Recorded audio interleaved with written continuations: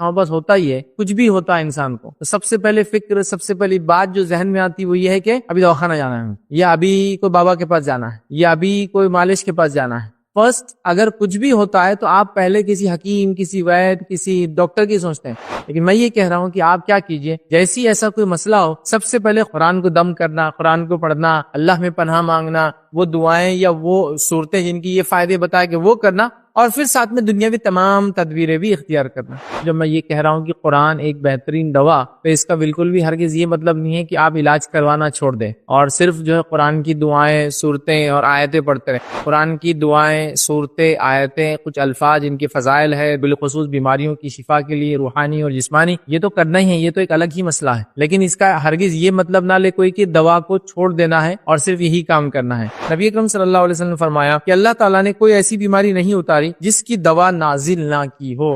قرآن روحانی اور جسمانی دونوں قسم کی بیماریوں کے لیے علاج۔ سورہ فاتحہ یاد رکھیے، یہ اس کو رقیہ بھی کہا جاتا ہے، شفا کے لیے اس کو دم کیا جاتا ہے۔ جسمانی اسپرچول ڈیسیزز بولیے، مینٹل ڈیسیزز بولیے، یا بچھو وغیرہ زہریلے جانور کاٹ لے تو یہاں بھی پتہ چلا سورہ فاتحہ کی فضیلت۔ سورہ بقرہ پڑھنے سے شیطان گھر میں داخل نہیں ہوتا۔ تو جب میں آپ کو قرآن ایک بہترین دوا یہ بات کہہ رہا ہوں تو آپ کے ذہن میں یہ غلط فہمی نہ ڈیولپ ہو جائے کہ میں مکمل طور سے دنیاوی علاج کے آپ کو خلاف بات کر رہا ہوں، بلکہ قرآن ایک دوا ہے، اور قرآن کے علاج کے ساتھ ساتھ جو بھی دنیاوی تدبیریں، ترکیبیں، احتیاطی تدابیریں جو آپ کر سکتے ہیں وہ بھی آپ کر سکتے ہیں، یہی سنت ہے، یاد رکھیے۔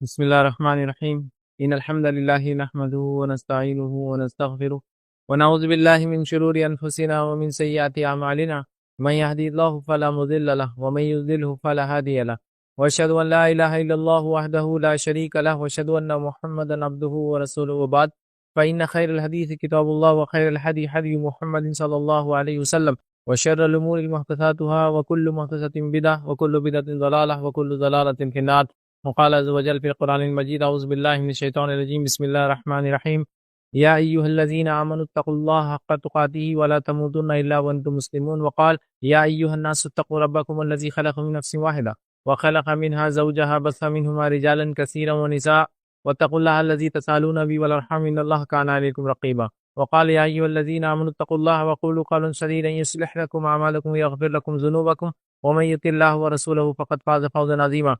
اللهم صل على محمد وعلى ال محمد كما صليت على ابراهيم وعلى ال ابراهيم انك حميد مجيد، اللهم بارك على محمد وعلى ال محمد كما باركت على ابراهيم وعلى ال ابراهيم انك حميد مجيد، رب اشرح لي صدري ويسر لي امري واحلل عقدة من لساني يفقهوا قولي، وقال عز وجل في القرآن المجيد، اعوذ بالله من الشيطان الرجيم، بسم الله الرحمن الرحيم، وننزل من القرآن ما هو شفاء ورحمة للمؤمنين ولا يزيد الظالمين الا خسارا، اما بعد۔ تمام تعریفیں اس اللہ عز و جل کے لیے لائق و زیبا ہے جو تمام جہانوں کا بنانے والا اور اسے پالنے والا ہے، اور درود و سلام اس کے آخری نبی محمد صلی اللہ علیہ وسلم پر۔ الحمدللہ ہم تمام یہیں اس ہفتے واری درس قرآن کے لیے جمع ہوئے ہیں۔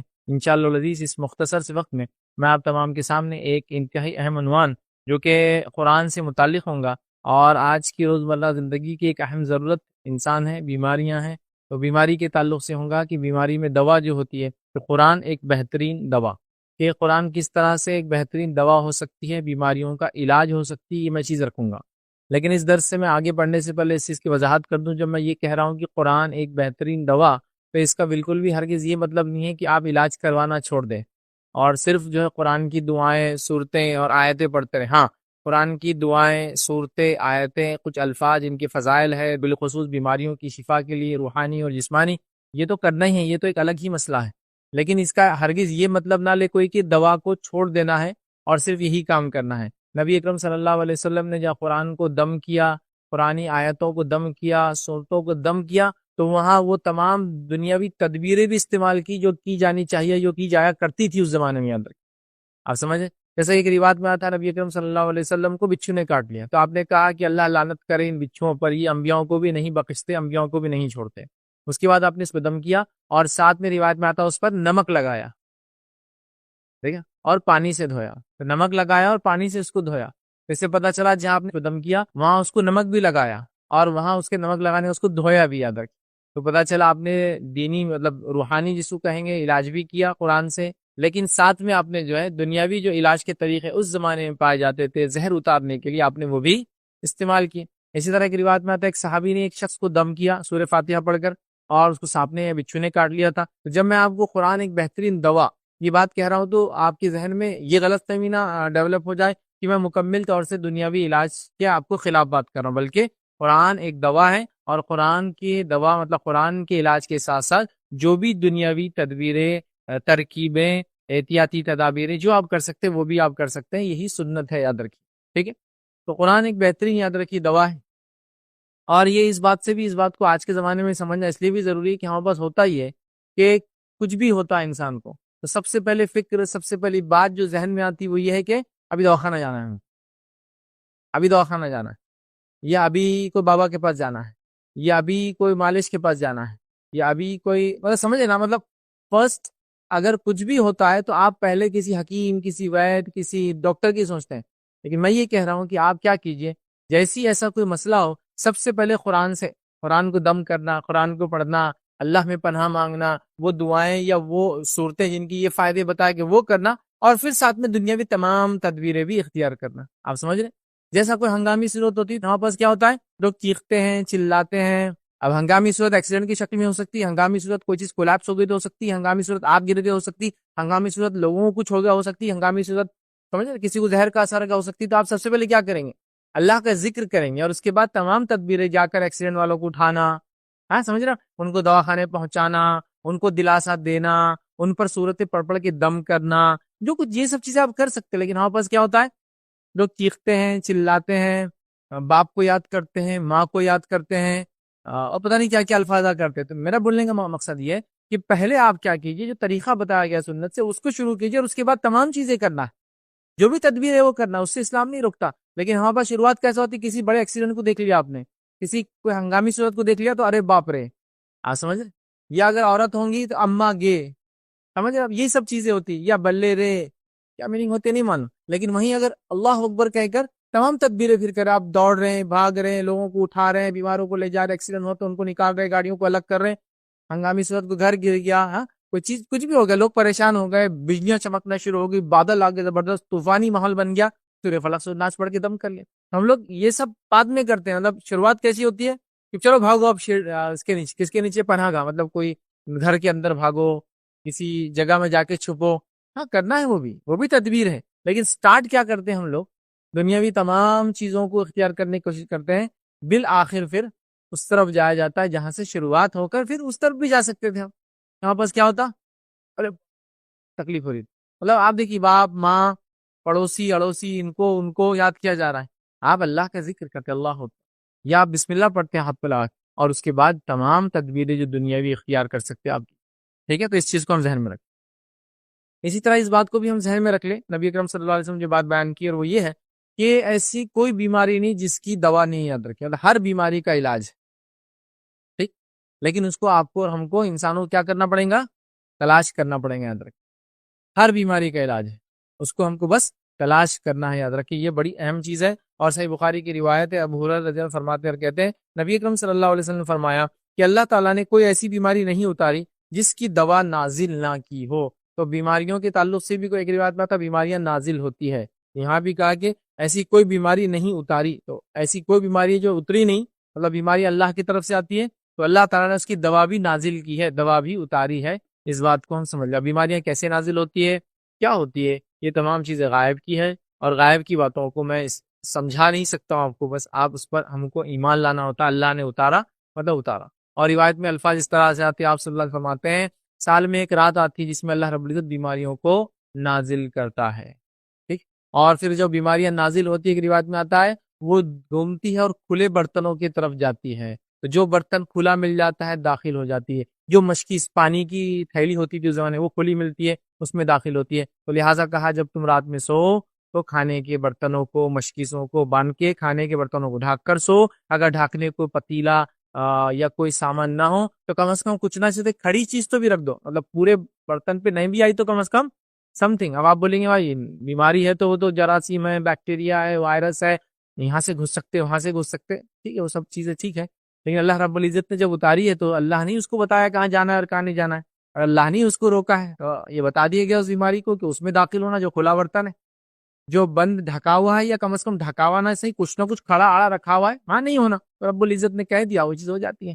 لیکن لوگ جب ان باتوں کو سنتے ہیں تو بہت ہنستے ہیں کبھی کبھار، خاص طور سے ہمارے نان مسلم بھائی اور کبھی ہمارے مسلم بھائی بھی جن کو اتنی سمجھ نہیں ہوتی ہے دین اور اسلام کی، تو بہرحال وہ ہنستے ہیں، لیکن اس بات کو سمجھنے کی ضرورت ہے جو رب نے اس کائنات، اس دنیا، اس سارے سسٹم کا نرمان کیا ہے جس کو کہیں گے بنایا تمام چیزوں کو، تو وہ اس نے ہر چیز کا ایک طریقہ رکھا ہے، تو بیماری اترنے کا طریقہ یہ یاد.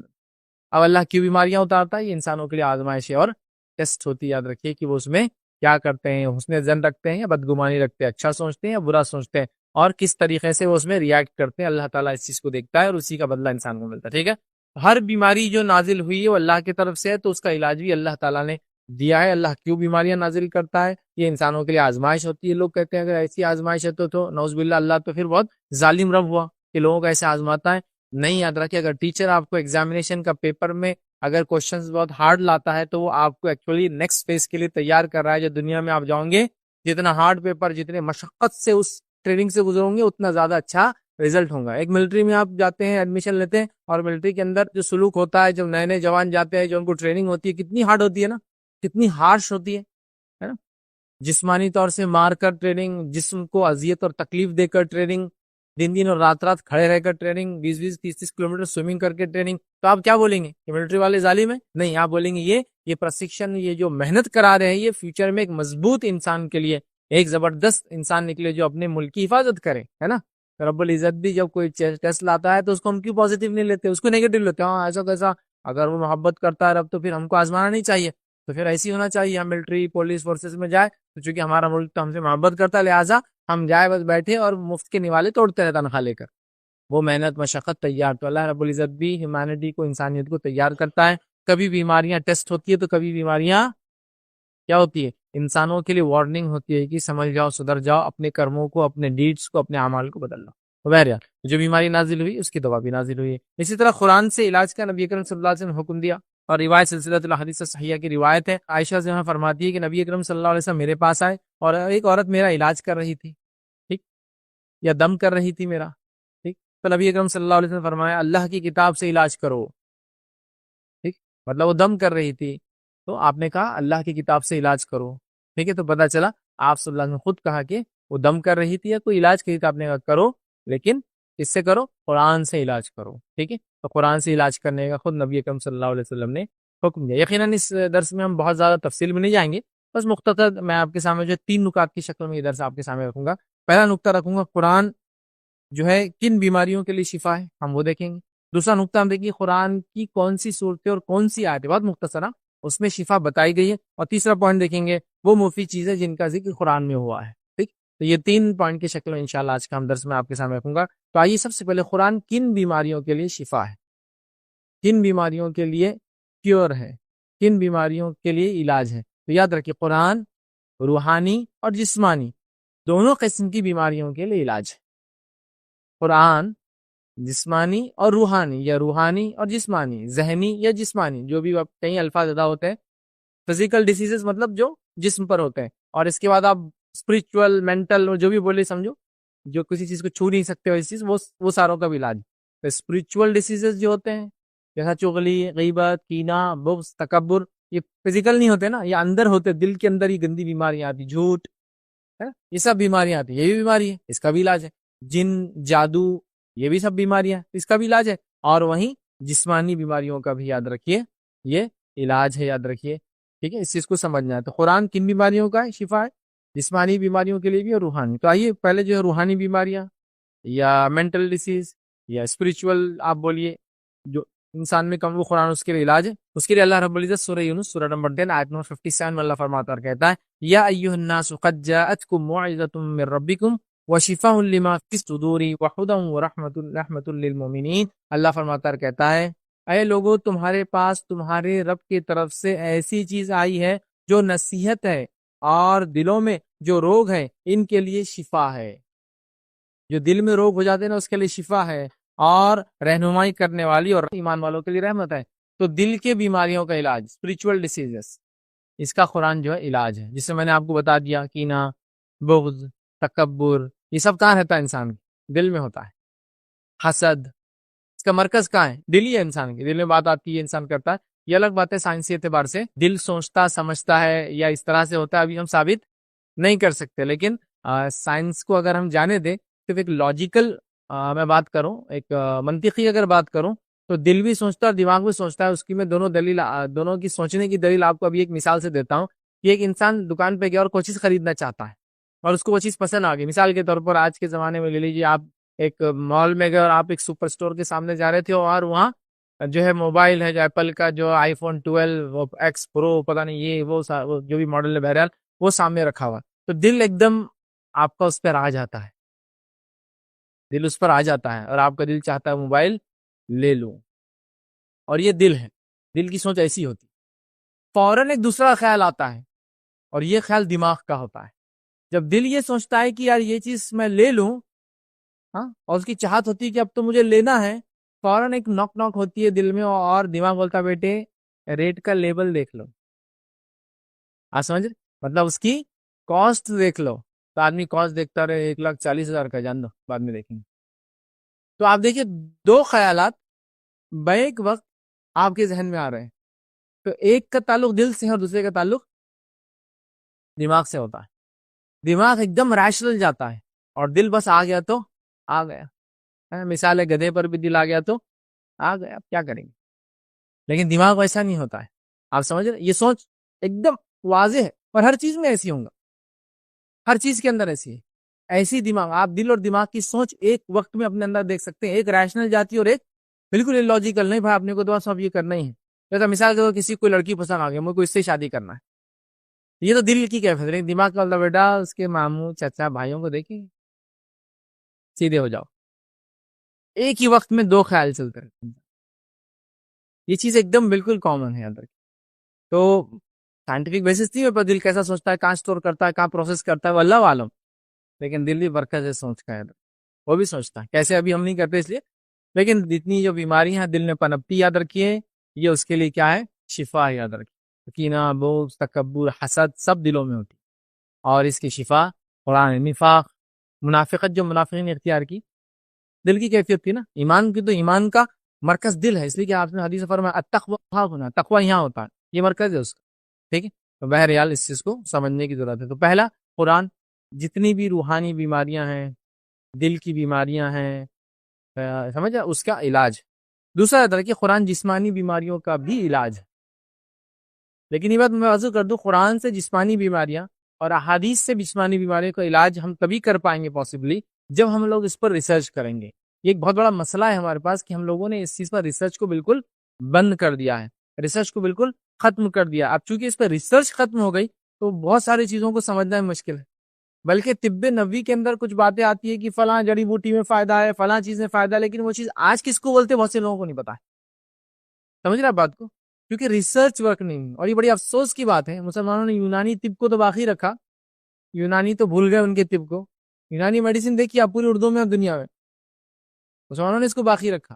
عربی میں ملیں گی، اردو میں ملیں گی آپ کو پوری، مطلب یونانی طب. سمجھ رہے نا آپ؟ یونان کی جو میڈیسن ہے وہ تو باقی رہے گی. طب نبوی کہاں ہے بتائیے آپ؟ طب نبوی کا وہی نسخہ ملے گا جو 750 سال پہلے لکھا ہوا ہے. اس میں جو باتیں بتائے گی وہ چیزیں کس کو بولتے ہیں آج کس کو بھی نہیں پتا ہے. ہاں اس سے مراد شاید یہ ہوگا، اس سے مراد شاید. اس پہ ریسرچ ورک کی ضرورت. جیسے حدیث میں آتا ہے کالے بیج میں موت کے علاوہ تمام چیزوں کی شفا ہے. کالا بیج سے مراد کلونجی جو ہم کھاتے ہیں، تو موت کے علاوہ تمام چیزوں کی شفا. ٹھیک ہے، لیکن اس پہ ایک ریسرچ ورک کی ضرورت ہے کہ کیسے، کس کے ساتھ ملتا ہے تو کس چیز میں شفا دیتا ہے، کس کے ساتھ ملتا ہے تو کیا کرتا ہے، آئل فارم میں کیسی شفا ہے، ڈرائی کھائے تو کیا ہوتا ہے، ویٹ کھائے تو کیا ہوتا ہے، فلاں دوا سے مل کے کیا اثر کرتا ہے، یہ کرے تو کیا ہوتا ہے، چھلکا نکال کے کھانے کا یہ اثر ہے، اندر کا. تو ریسرچ لگتی بھائی. اگر میں آپ سے کہوں تو مٹی کے اندر تمام مادے دنیا میں جو پائے جاتے ہیں وہ ملتے ہیں. بس ایسی مٹی اٹھائیں گے تو آپ کو لوہا، تانبا، سونا، چاندی مل جائیں گے کیا؟ اس کے مختلف مٹی کی اقسام ہیں، وہاں جا کے مختلف قسم سے آپ کو گہرائی میں جانا پڑے گا، پھر مختلف قسم کے ٹیمپریچر پہ پگھلانا پڑے گا، پھر مختلف قسم کی دھاتیں الگ الگ ہوتی جائیں گی. پروسیس ہے پورا. تو یہ بڑی افسوس کی بات ہے یہ سب چیزیں. تو قرآن بھی جسمانی شفا ہے. اللہ رب العزت دیکھیے کیا فرماتا ہے قرآن کے اندر, سورہ بنی اسرائیل سورہ نمبر 17 آیت نمبر 82 میں اللہ فرماتا ہے, کہتا ہے 82 میں وَنُنَزِّلُ مِنَ الْقُرْآنِ مَا هُوَ شِفَاءٌ وَرَحْمَةٌ لِّلْمُؤْمِنِينَ وَلَا يَزِيدُ الظَّالِمِينَ إِلَّا خَسَارًا. اللہ فرماتا ہے یہ قرآن جو ہم نے نازل کیا ہے مومنوں کے لیے تو سراسر شفا ہے. ٹھیک ہے, ہاں ظالموں کو بجز نقصان کے اور کوئی زیادتی نہیں ہوتی. مطلب ظالموں کو تو خسارہ ہے یہ قرآن جو اس پہ ایمان نہیں لاتے, لیکن ایمان والوں کے لیے اس میں شفا ہے. وَنُنَزِّلُ مِنَ الْقُرْآنِ, قرآن میں لفظ شفا ہے. تو اس سے علماء لکھتے ہیں پورا قرآن تو روحانی شفا ہے, لیکن قرآن میں بہت ساری چیزیں جسمانی شفا بھی ہے, فزیکل ڈیسیزز کا بھی کیور ہے. سمجھ رہا؟ تو لہٰذا اس پہ ایک ریسرچ ورک کی ضرورت ہے. تو وہ لوگ جو میڈیکل فیلڈ میں ہیں, میڈیکل سائنس میں ہیں, طب کے اندر ہے, حکیم خاص طور سے جو قسم کے لوگ ہوتے ہیں, میں ان سے اپیل کروں گا وہ کیا کرے, اس پر ریسرچ کرے, اور پھر قرآن جو چیزیں بتاتا ہے اس کے کیسے کیسے ہیومینٹی کو, انسانیت کو فائدے ہو سکتے ہیں, اس کو نکال کے انسانیت تک ان باتوں کو پہنچائے.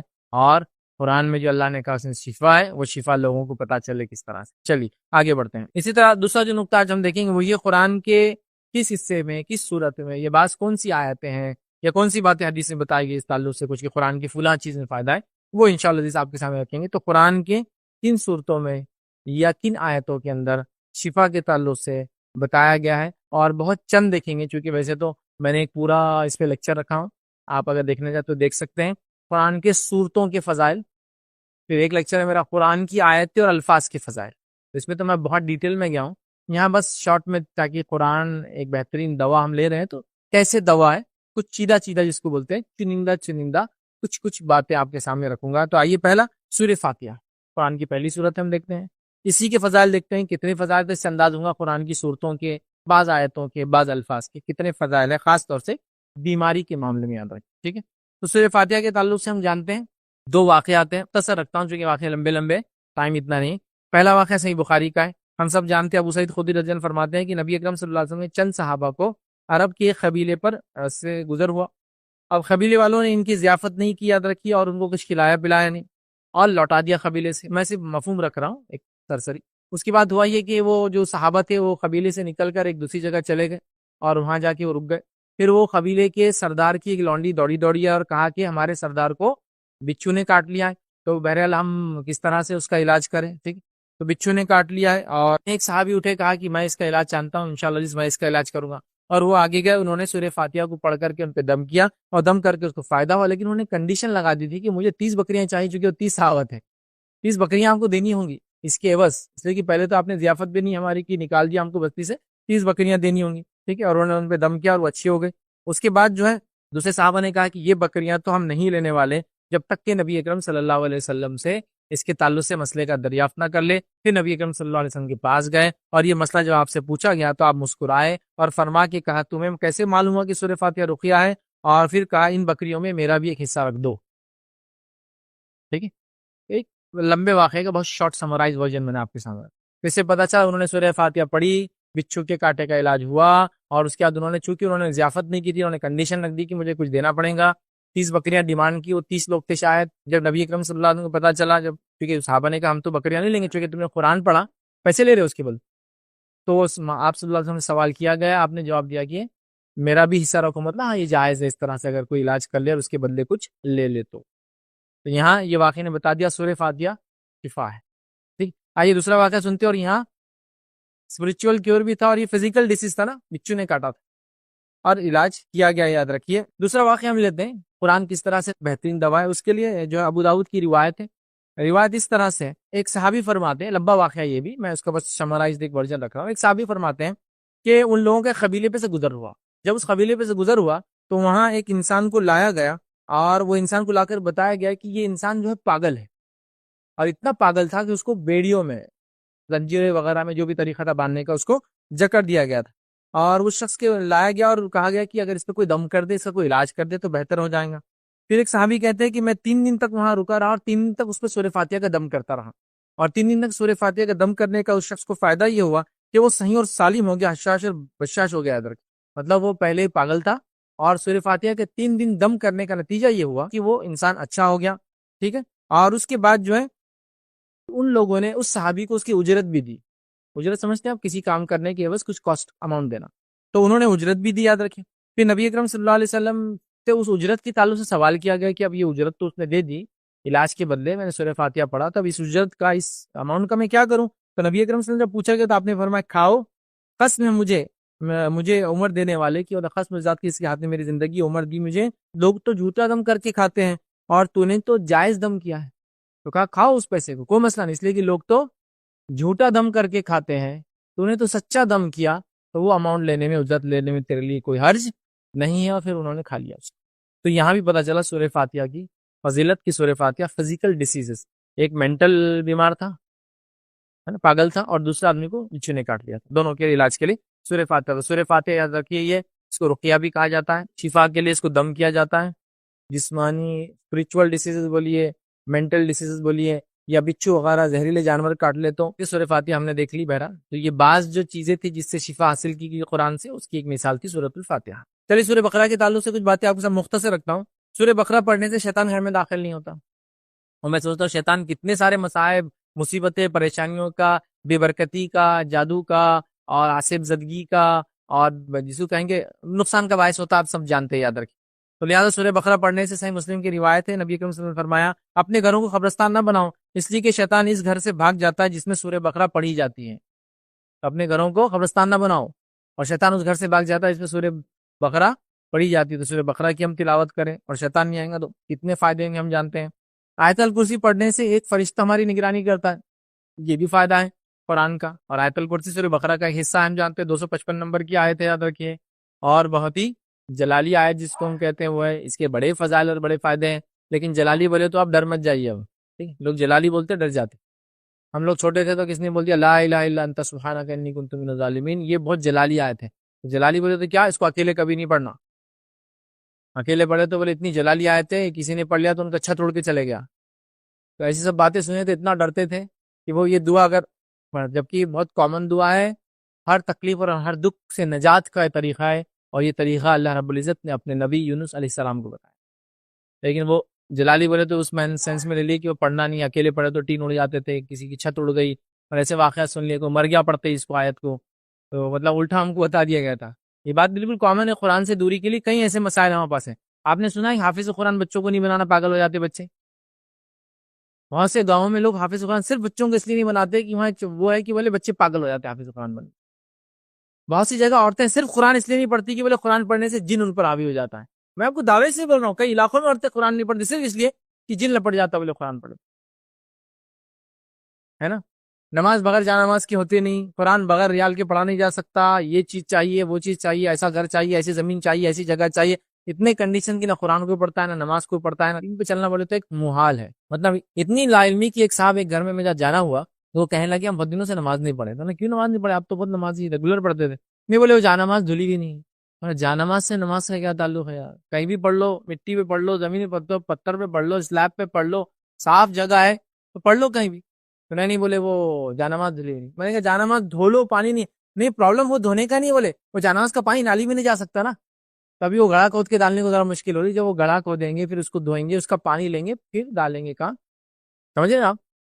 تو شیطان نے کیا کہ اتنی مسائل پیدا کر دیا اور اتنا دور کر دیا ہم کو. تو بہرحال میں تو چھوٹی چھوٹی مثالیں دے رہا ہوں, ایسی سینکڑوں لاتعداد مثالیں آپ خود اپنی زندگی اطراف میں اکناف میں دیکھ سکتے ہیں. بہرحال آگے بڑھتے ہیں. آیت الکرسی پڑھنے سے ایک فرشتہ ہماری حفاظت کرتا ہے, بڑا مشہور واقعہ ہے, بخاری کی روایت ہے, طویل روایت ہے, مفہومی رکھنا چونکہ بہت لمبے لمبے الفاظ ہیں حدیث کے, بڑی لمبی لمبی روایتیں. ایک صحابی تھے ابو ہریرہ رضی اللہ عنہ, وہ کھجور کی حفاظت پہ رکھے گئے تھے, صدقات خیرات کے زکوٰۃ کے کھجور تھے.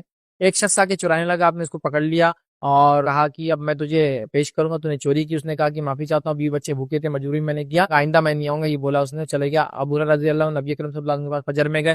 فجر میں جانے کے بعد بولے رات میں ایسا واقعہ ہو, تو آپ نے کہا کہ وہ کل پھر آئیں گا. جب آپ صلی اللہ علیہ وسلم نے کہہ دیا کل پھر آئیں گا, تو یہ تو مستعد ہو گیا, اب تو آنا ہی سستے, پھر آ گیا وہ. پھر اس کو پکڑ لیا, کہا اب تو آج گیا, آج سزا ملیں گی چرانے کی. پھر اس نے کہا میرے 20 بچے بھوکے تھے, مجبور تھا, اب نہیں آؤں گا. پھر نبی کریم صلی اللہ علیہ وسلم پوچھا کیا ہوا, تو کہا اس نے کہا اب کل نہیں آئیں گے, تو کہا وہ کل پھر آئیں گا. کل پھر جب تیسرے دن پکڑا تو کہا اب تو شیور ہو گیا, اب 2 بار معافی مل چکی آلریڈی. اس نے کہا ٹھیک ہے میں اب نہیں آؤں گا, میں تم کو ایک چیز بتاتا ہوں, اگر یہ طریقہ اختیار کرو گے تو ایک فرشتہ تمہاری رات بھر حفاظت کرتا ہے. اس نے کہا پھر کہ تم آیت الکرسی پڑھ لیا کرو سونے سے پہلے, تو ایک فرشتہ حفاظت کرتا ہے. یہ کہنے سے ابو ہریرہ رضی اللہ عنہ اس کو چھوڑ دیا. جب فجر میں ملے نبی اکرم صلی اللہ علیہ وسلم سے، آپ صلی اللہ علیہ وسلم نے پوچھا کیا ہوا تمہارے قیدی کا؟ تو پھر آیا تھا، لیکن اس نے کہا کہ تم آیت الکرسی پڑھ لیا کرو، ایک بار اس نے حفاظت کرتا تو میں نے چھوڑ دیا. تو کہا تمہیں پتا ہے وہ کون تھا؟ تو کہا نہیں. تو کہا وہ شیطان تھا، لیکن جو بات اس نے کہی وہ سچ ہے. آیت الکرسی پڑھنے کی فضیلت ہے، سمجھے اب بات کو؟ تو لہٰذا آپ دیکھ رہے ہیں آیت الکرسی پڑھنے کا فائدہ. اسی طرح جو سورہ بقرہ کی 2 آیتیں ہر چیز کے لیے کافی ہو جاتی ہیں، یہ بھی قرآن سے دوا کی ایک مثال ہے. جیسا کہ صحیح مسلم کی روایت ہے، نبی اکرم صلی اللہ علیہ وسلم نے فرمایا سورہ بقرہ کی آخری 2 آیتیں جو رات کو پڑھے اسے کافی ہو جاتی ہے. کافی سے مراد یہ مر جائے تو مغفرت کے لیے کافی، کافی سے مراد سو جائے تو حفاظت کے لیے کافی. سمجھ رہے آپ؟ کافی سے مراد یہ کہ اگر سو کر اٹھ جائے تو صبح اس کے ایمان اور ایمان تر و تازہ اور ایمان میں باقی رہنے کے لیے کافی ہو جاتی ہے. بڑی فضیلت ہے. اور یہ 2 آیتیں ہیں جو نبی اکرم صلی اللہ علیہ وسلم کو اللہ رب العزت نے بلا کر جو معراج میں تحفہ دیا، اس میں سے ایک تحفہ تھا. معراج میں جو تحفے ملے، نماز تو ملا ہی، ساتھ میں یہ 2 آیتیں ملی تھی. اور یہ وعدہ اللہ نے کیا تھا جو شرک پہ نہیں مریں گا اللہ اس کو معاف کر دیں گے. ٹھیک، تو سمجھ رہے آپ؟ تو یہ ایک تحفہ تھا. تو یہ بھی جو ہے معراج میں ملی تھی، اور یہ ڈائریکٹ اللہ رب العزت نے نبی اکرم صلی اللہ علیہ وسلم کو دی تھی. ٹھیک، تو یہ فائدے سورہ بقرہ کے. تیسرا ایک مثال کے طور پہ، خالی میں سیدھا مثال لے رہا ہوں، یاد ہے کہ ڈیٹیل میں جا رہے ہیں. معوذتین کا پڑھنا، معوذتین سے مراد سورہ فلق اور سورہ ناس کا پڑھنا، یہ بھی شفا ہے. کئی چیزوں میں شفا ہے، فزیکل پروٹیکشن کے لیے، سائیکولوجیکل مینٹل پروٹیکشن کے لیے، ٹھیک ہے، بیماریوں سے پروٹیکشن کے لیے. ارے اس کی بہت فضیلت، وقت ہی نہیں ہے کہ میں ان کو لوں. میں نے معوذتین کی فضیلت پہ کئی بہرحال اس سے پہلے لیکچر رکھے ہیں. تو آئیے مختصر تھا، معوذتین سے آندھی طوفان کی حفاظت کے لیے آپ دعا کر سکتے ہیں. نبی اکرم صلی اللہ علیہ وسلم آندھی اور طوفان ہوتا سورہ فلق سورہ ناس پڑھ کے اللہ سے پناہ مانگتے ہیں. فزیکل ہو گیا نا، سورہ آندھی طوفان تو فزیکل ہے کچھ تو بھی. ٹھیک، اسی طرح معوذتین ہر تکلیف اور مصیبت کے لیے کافی ہو جاتے ہیں. روایت کے اندر الفاظ دیکھیے اس طرح سے آتے ہیں کہ آپ نے فرمایا قل اللہ احد اور معوذتین سورہ فلق سورہ ناس صبح شام 3 بار پڑھ لیا کرو، یہ صورتیں تمہارے لیے ہر تکلیف اور مصیبت میں کافی ہو جاتی. سنن نسائی کی روایت، ہر مصیبت اور تکلیف میں دونوں صورتیں کافی ہے. کتنی بڑی فضیلت ہے. اسی طرح معوذتین کی ایک فضیلت آتی ہے، نظر بد سے علاج ہے.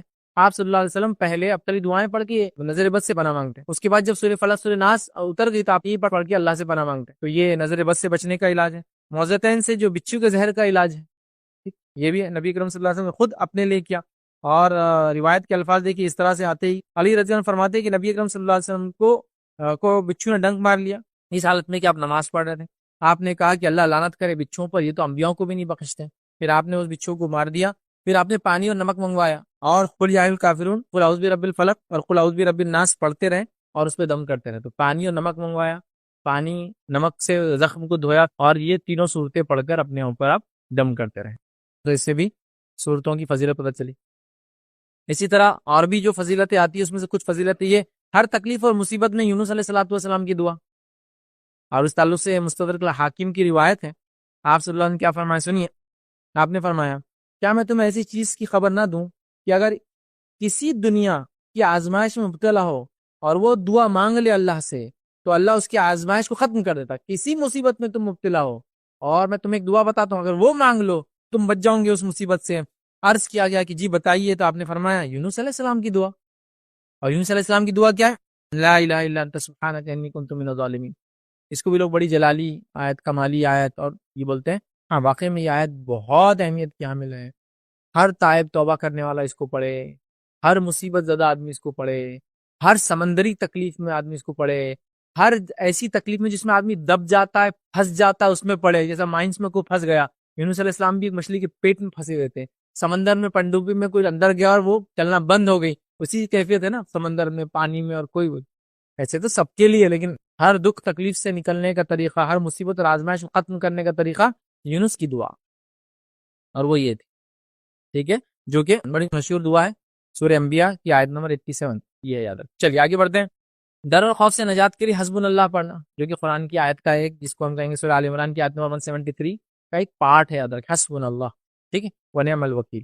اس کے تعلق سے آتا ہے کہ ابراہیم علیہ السلام نے کہا تھا، ابن عباس رضی اللہ عنہ فرماتے ہیں کہ یہ کلمہ حسبنا اللہ ونعم الوکیل ابراہیم علیہ السلام نے کہا تھا اس وقت جب کہ آپ کو آگ میں ڈال دیا گیا تھا، اور یہی کلمہ محمد صلی اللہ علیہ وسلم نے اس وقت کہا تھا جب لوگوں نے مسلمانوں کو ڈرانے کے لیے کہا تھا کہ لوگوں، یعنی قریش نے تمہارے خلاف بڑا سامان جنگ جمع کر رکھا ہے، ان سے ڈرو. لیکن اس بات نے ان مسلمانوں کو جوش اور ایمان میں بڑھا دیا، اور یہ مسلمان بولے کہ ہمارے لیے اللہ کافی ہے اور یہی بہترین ہمارے لیے کارساز ہے، بہترین ہمارا کام بنانے والا. حسبنا اللہ ونعم الوکیل. ہر مصیبت، دشمن کا ڈر کوئی آپ کو دلائے کچھ بھی ہو تو آپ پڑھے، جیسا کہ ابراہیم علیہ السلام کو اٹھا کر آگ میں ڈالا تھا، آپ نے پڑھا تھا حسبنا اللہ و نعم الوکیل، تو یہ پڑھ لینا چاہیے، ٹھیک۔ اس کے علاوہ انگنت اور بھی باتیں ہیں، بہرحال وقت نہیں، جیسے یا ذی الجلال والاکرام، جس دعا میں شامل کر دیا جائے دعا اللہ رد نہیں کرتا، یا ذی الجلال والاکرام، یہ بھی قرآن کی آیت کا ایک پارٹ ہے، ٹھیک ہے۔ تو کہیں ہے بہرحال، اس کے لیے اگر تفصیل میں آپ کو جانا ہے تو میرا ایک کمپلیٹ 2 لیکچر ہے، قرآنی صورتوں کے فضائل، اور دوسرا لیکچر ہے قرآنی آیتوں کے اور الفاظ کے فضائل، تو بہرحال اس کو آپ دیکھیں، اس میں ملیں گا۔ تیسرا پوائنٹ آج کا ہم دیکھیں گے چند وہ مفید چیزیں جن کا قرآن میں ذکر آیا ہے، ویسے تو کئی ہیں، سنت میں بھی کئی ہیں، ہم چونکہ قرآن سے بات کریں اس لیے چند مفید چیزیں جن کا ذکر قرآن میں آیا ہے۔ پہلی، شہد کو ہم دیکھیں گے، شہد کا ذکر قرآن میں آیا ہے، اور اللہ رب العزت نے شہد کو کیا فرمایا، اور شہد کے تعلق سے کہا شہد جو ہے وہ شفاء للناس، لوگوں کے لیے شہد جو ہے شفا ہے، یاد رکھیں۔ تو شفاء للناس کا لفظ ادا کیا اللہ نے، اور سورہ نحل سورہ نمبر 16 آیت نمبر 69 ہے، یاد رکھیں کہ شہد لوگوں کے لیے شفا ہے، یاد رکھیں۔ شہد کا ذکر اور ایک مشہور واقعہ بھی ہے، ساری چیزیں آج ہم حدیثوں کو بڑا شارٹ دیکھ رہے ہیں، صحیح مسلم کی روایت ہے، ایک صحابی آیا اور کہا میرے بھائی کو جو ہے دست لگ گئے، پیٹ اس کا خراب ہے، تو آپ صلی اللہ علیہ وسلم فرمایا شہد کھلا، پھر وہ آئے، کہا اسے اور بڑھ گئے، کہا اور کھلا، پھر آئے، کہا اور بڑھ گئے، کہا اور کھلا، پھر آئے اور کہا اور بڑھ گئے اور کھلا، چوتھے وقت آئے اور کہا کہ اور بڑھ گئے وہ شہد کھلانے سے، کہا تیرے بھائی کا پیٹ جھوٹا ہے اور اللہ کی کتاب سچی ہے، اور وہ کہتے چوتھی بار کے بعد پھر ان کے دست رک گئے، 4 بار کھلایا، سمجھ رہا بات؟ تو جیسا میں نے کہا نا کہ دیکھیے چیزوں میں شفا ہے، لیکن ریسرچ وقت لگتی ہے، وہ ایک دوا دے دی گئی نہیں، اس کو ایک دوا کو ایک دن میں 3 بار کھانا پڑتا، تو یہ فائدہ ہوتا ہے، ایک دوا کو ایک دن میں 3 بار، اور مہینے میں ایسا 10 دن کے بعد 3 بار کھانے سے شفا ایسی ہوتا ہے۔ تو شہد کو بھی شفا ہے، لیکن اب وہ لے کے شہد کو 5 کلو کھا جائیں گا تو اس کے لیے تو پرابلم ہے، ریسرچ ہے اس کے لیے، کیسا کریں گے، 4 بار لیا گیا پیٹ کے لیے، شفا ہوگی، سمجھ رہے بات؟ تو لہٰذا کہ ریسرچ ہے، لوگ بہت قرآن و سنت کی باتوں ایک دم بلنڈ جس کو بولتے ہیں نا، دیکھو ہم نے کر لی کچھ فائدہ نہیں ہوا، اس کا مطلب یہ نہیں، تو ایسا نہیں ہوتا ہے، آپ کو اس کی ترکیب ہے، اس کی ترتیب ہے، اس کا سنت طریقہ ہے، اس کو کرنے کا طریقہ، کھانے کا طریقہ، وقت ہوتا ہے، وہ تمام چیزوں کے لیے ہم کو سوچ وچار کرنے کی، ریسرچ ورک کرنے کی، سمجھنے کی ضرورت ہے۔ چلیے آگے بڑھتے ہیں، دوسرا دیکھیں گے، ہم یاد رکھیے وہ ہے انجیر اور زیتون، اللہ رب العزت نے والتین والزیتون کی قسم، انجیر اور زیتون کی قسم کھائی، انجیر اور زیتون، اور انجیر بھی ہم جانتے ہیں اس کے بڑے فائدے ہیں، چاہے وہ تازہ ہو چاہے وہ سوکھا ہو، اس کے بڑے طبی فوائد ہم جانتے ہیں، اور میں نے اس سے پہلے پریگننسی کا ایک لیکچر لیا تھا، اس میں کافی سارے طبی فوائد ہم نے انجیر کے، اس کے بعد انار کے، سیب کے، شہد کے، کھجور کے، کافی میں نے ڈیٹیل میں رکھا تھا، تو بہرحال وقت نہیں اتنا، تو کافی فائدے ہیں۔ بس ایک روایت سنی، آپ صلی اللہ علیہ وسلم فرمایا کہا کہ زیتون کا تیل کھاؤ اور بدن پر لگایا کرو، کیونکہ یہ مبارک درخت سے پیدا ہوتا ہے۔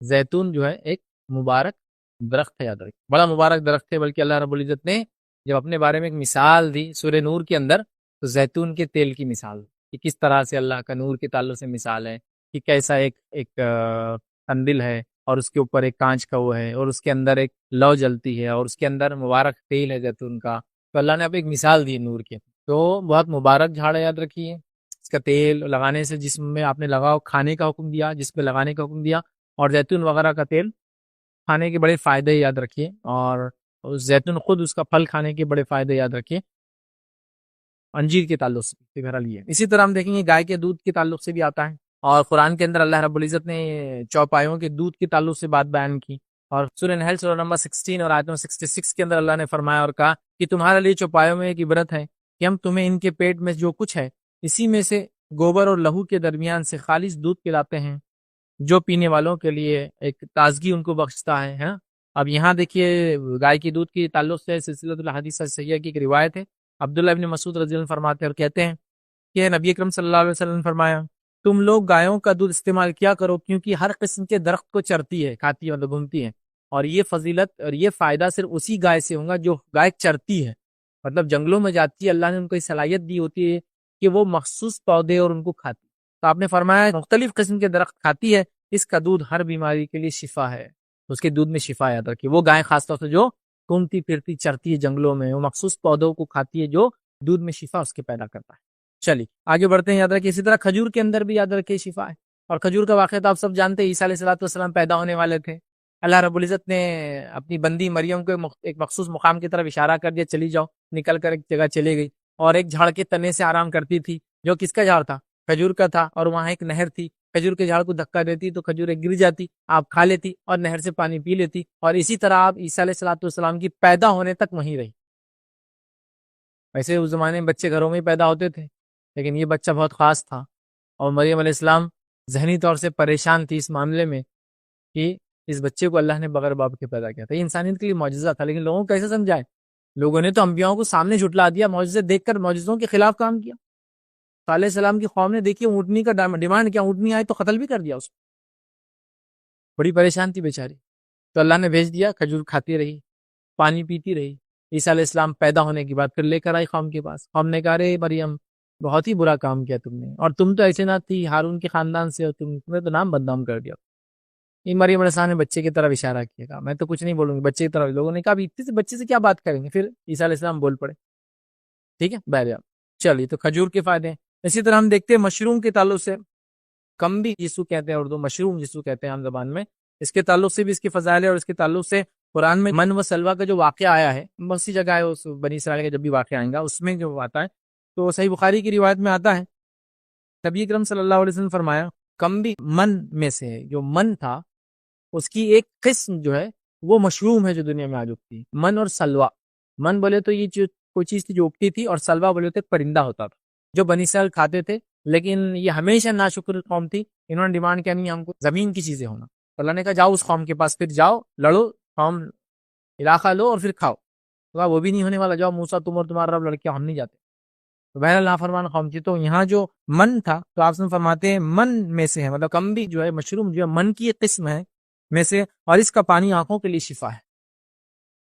جب میں بات بول رہا ہوں پھر میں نے شروع میں بول دیا تھا ریسرچ ورک کی ضرورت ہے، تو بہرحال اس حدیث کے اندر جو ہے من کے تعلق سے بیان کیا گیا کہ اس کے اندر جو ہے آنکھوں کی بیماری کی شفا ہے، لیکن جیسا میں نے کہا تھا کہ اس تعلق سے ریسرچ ورک کی بہرحال ضرورت ہے، کیسا کون سی کیا تو اس کو سمجھنے کی ضرورت ہے۔ تو یہ چند بہرحال باتیں تھیں 3 نکات کی شکل میں کہ قرآن ایک بہترین دوا، اس تعلق سے میں نے کچھ باتیں آپ کے سامنے رکھنے کی کوشش کی۔ تو ہمیں کوشش کرنا چاہیے کہ ہم جب بھی بیمار ہوں، جب بھی کوئی مصیبت، مشکل، پریشانی، دکھ، درد، تکلیف، ذہنی ڈپریشن کچھ بھی ہو، ہمیں سب سے پہلے اللہ رب العزت نے پناہ مانگنی چاہیے، اور اس کے نبی نے جو طریقہ بتا دیا قرآن سے شفا حاصل کرنے کا، ان چیزوں کو سب سے فرسٹ اسٹیپ میں کرنا چاہیے، اور اس کے تمام دنیاوی تدبیر اختیار کرنا چاہیے، چاہے وہ دوا کی شکل میں ہو، چاہے سرجریز کی شکل میں ہو، چاہے کوئی اور علاج کی شکل میں ہو، سب جائز ہے، یاد رکھیں، اس لیے کہ یہ سنت ہے کہ جہاں اللہ سے دعا کرے وہیں دنیاوی تدبیروں کو اختیار کرے، ورنہ بہت سارے لوگ صرف اللہ سے دعا کرتے اور کہتے ہیں دنیاوی تدبیر استعمال نہیں کریں گے، جبکہ سنت کے خلاف ہے۔ آپ صلی اللہ علیہ وسلم نے علاج کیا، جہاں سورہ فلق پڑھی، سورہ ناس پڑھی، سورہ کافرون پڑھی بچوں کے علاج کے لیے، تو وہیں پانی اور نمک سے اس کے لیے دنیاوی جو تدبیر تھی سب بھی اختیار کی، تو ہمیں بہرحال کرنا چاہیے۔ تو یہ بڑی اہم چیز ہے کہ ہم اس چیز کو سمجھیں اور اپنی زندگیوں کے اندر قرآن سے ہم علاج کرنے والے بن جائیں،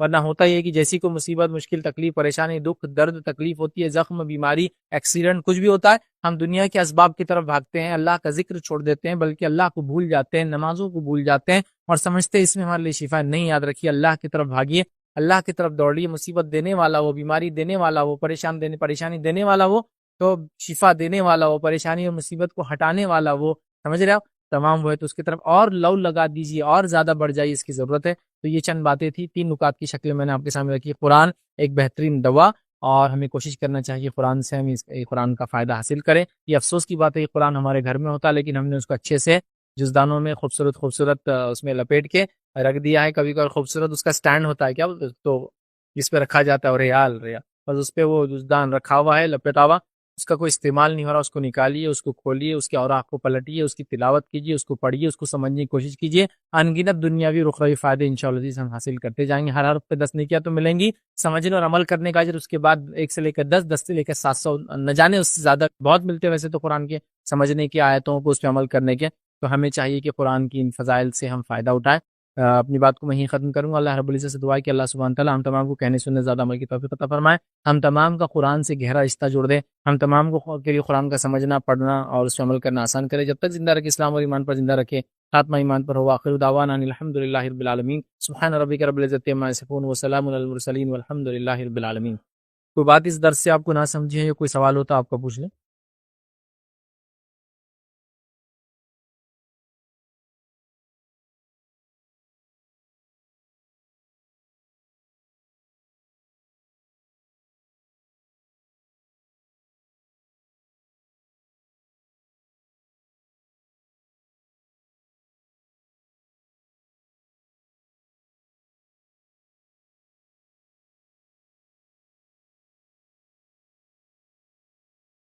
بسم اللہ الرحمن الرحیم، الحمد للہ رب العالمین، والصلاة والسلام علی خاتم النبیین والمرسلین، رب اشرح لي صدری ويسر لي امری واحلل عقدۃ من لسانی یفقهوا قولی اما بعد۔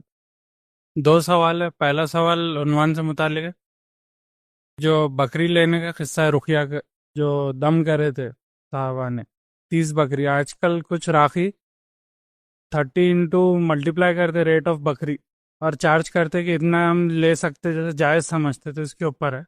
بھائی نے سوال کیا کہ جو راقی حضرات ہیں وہ کیا کرتے ہیں کہ وہ جو حدیث ہے 30 بکریوں والی، اس کو لے کر 30 انٹو بکری کا ریٹ کر دیتے ہیں اور علاج کے لیے پیسے لیتے ہیں۔ دیکھیے بھائی 30 انٹو بکری کا ریٹ آج کر دیں گے تو بہت مہنگا پڑ جائے گا، علاج کرانے والا کوئی بھی نہیں ہے پھر، اس لیے کہ بکری ایک عام بکری بھی کتنے ہزار میں آتی ہوں گی، 3-4 ہزار 5 ہزار میں تو آرام سے آ جاتی۔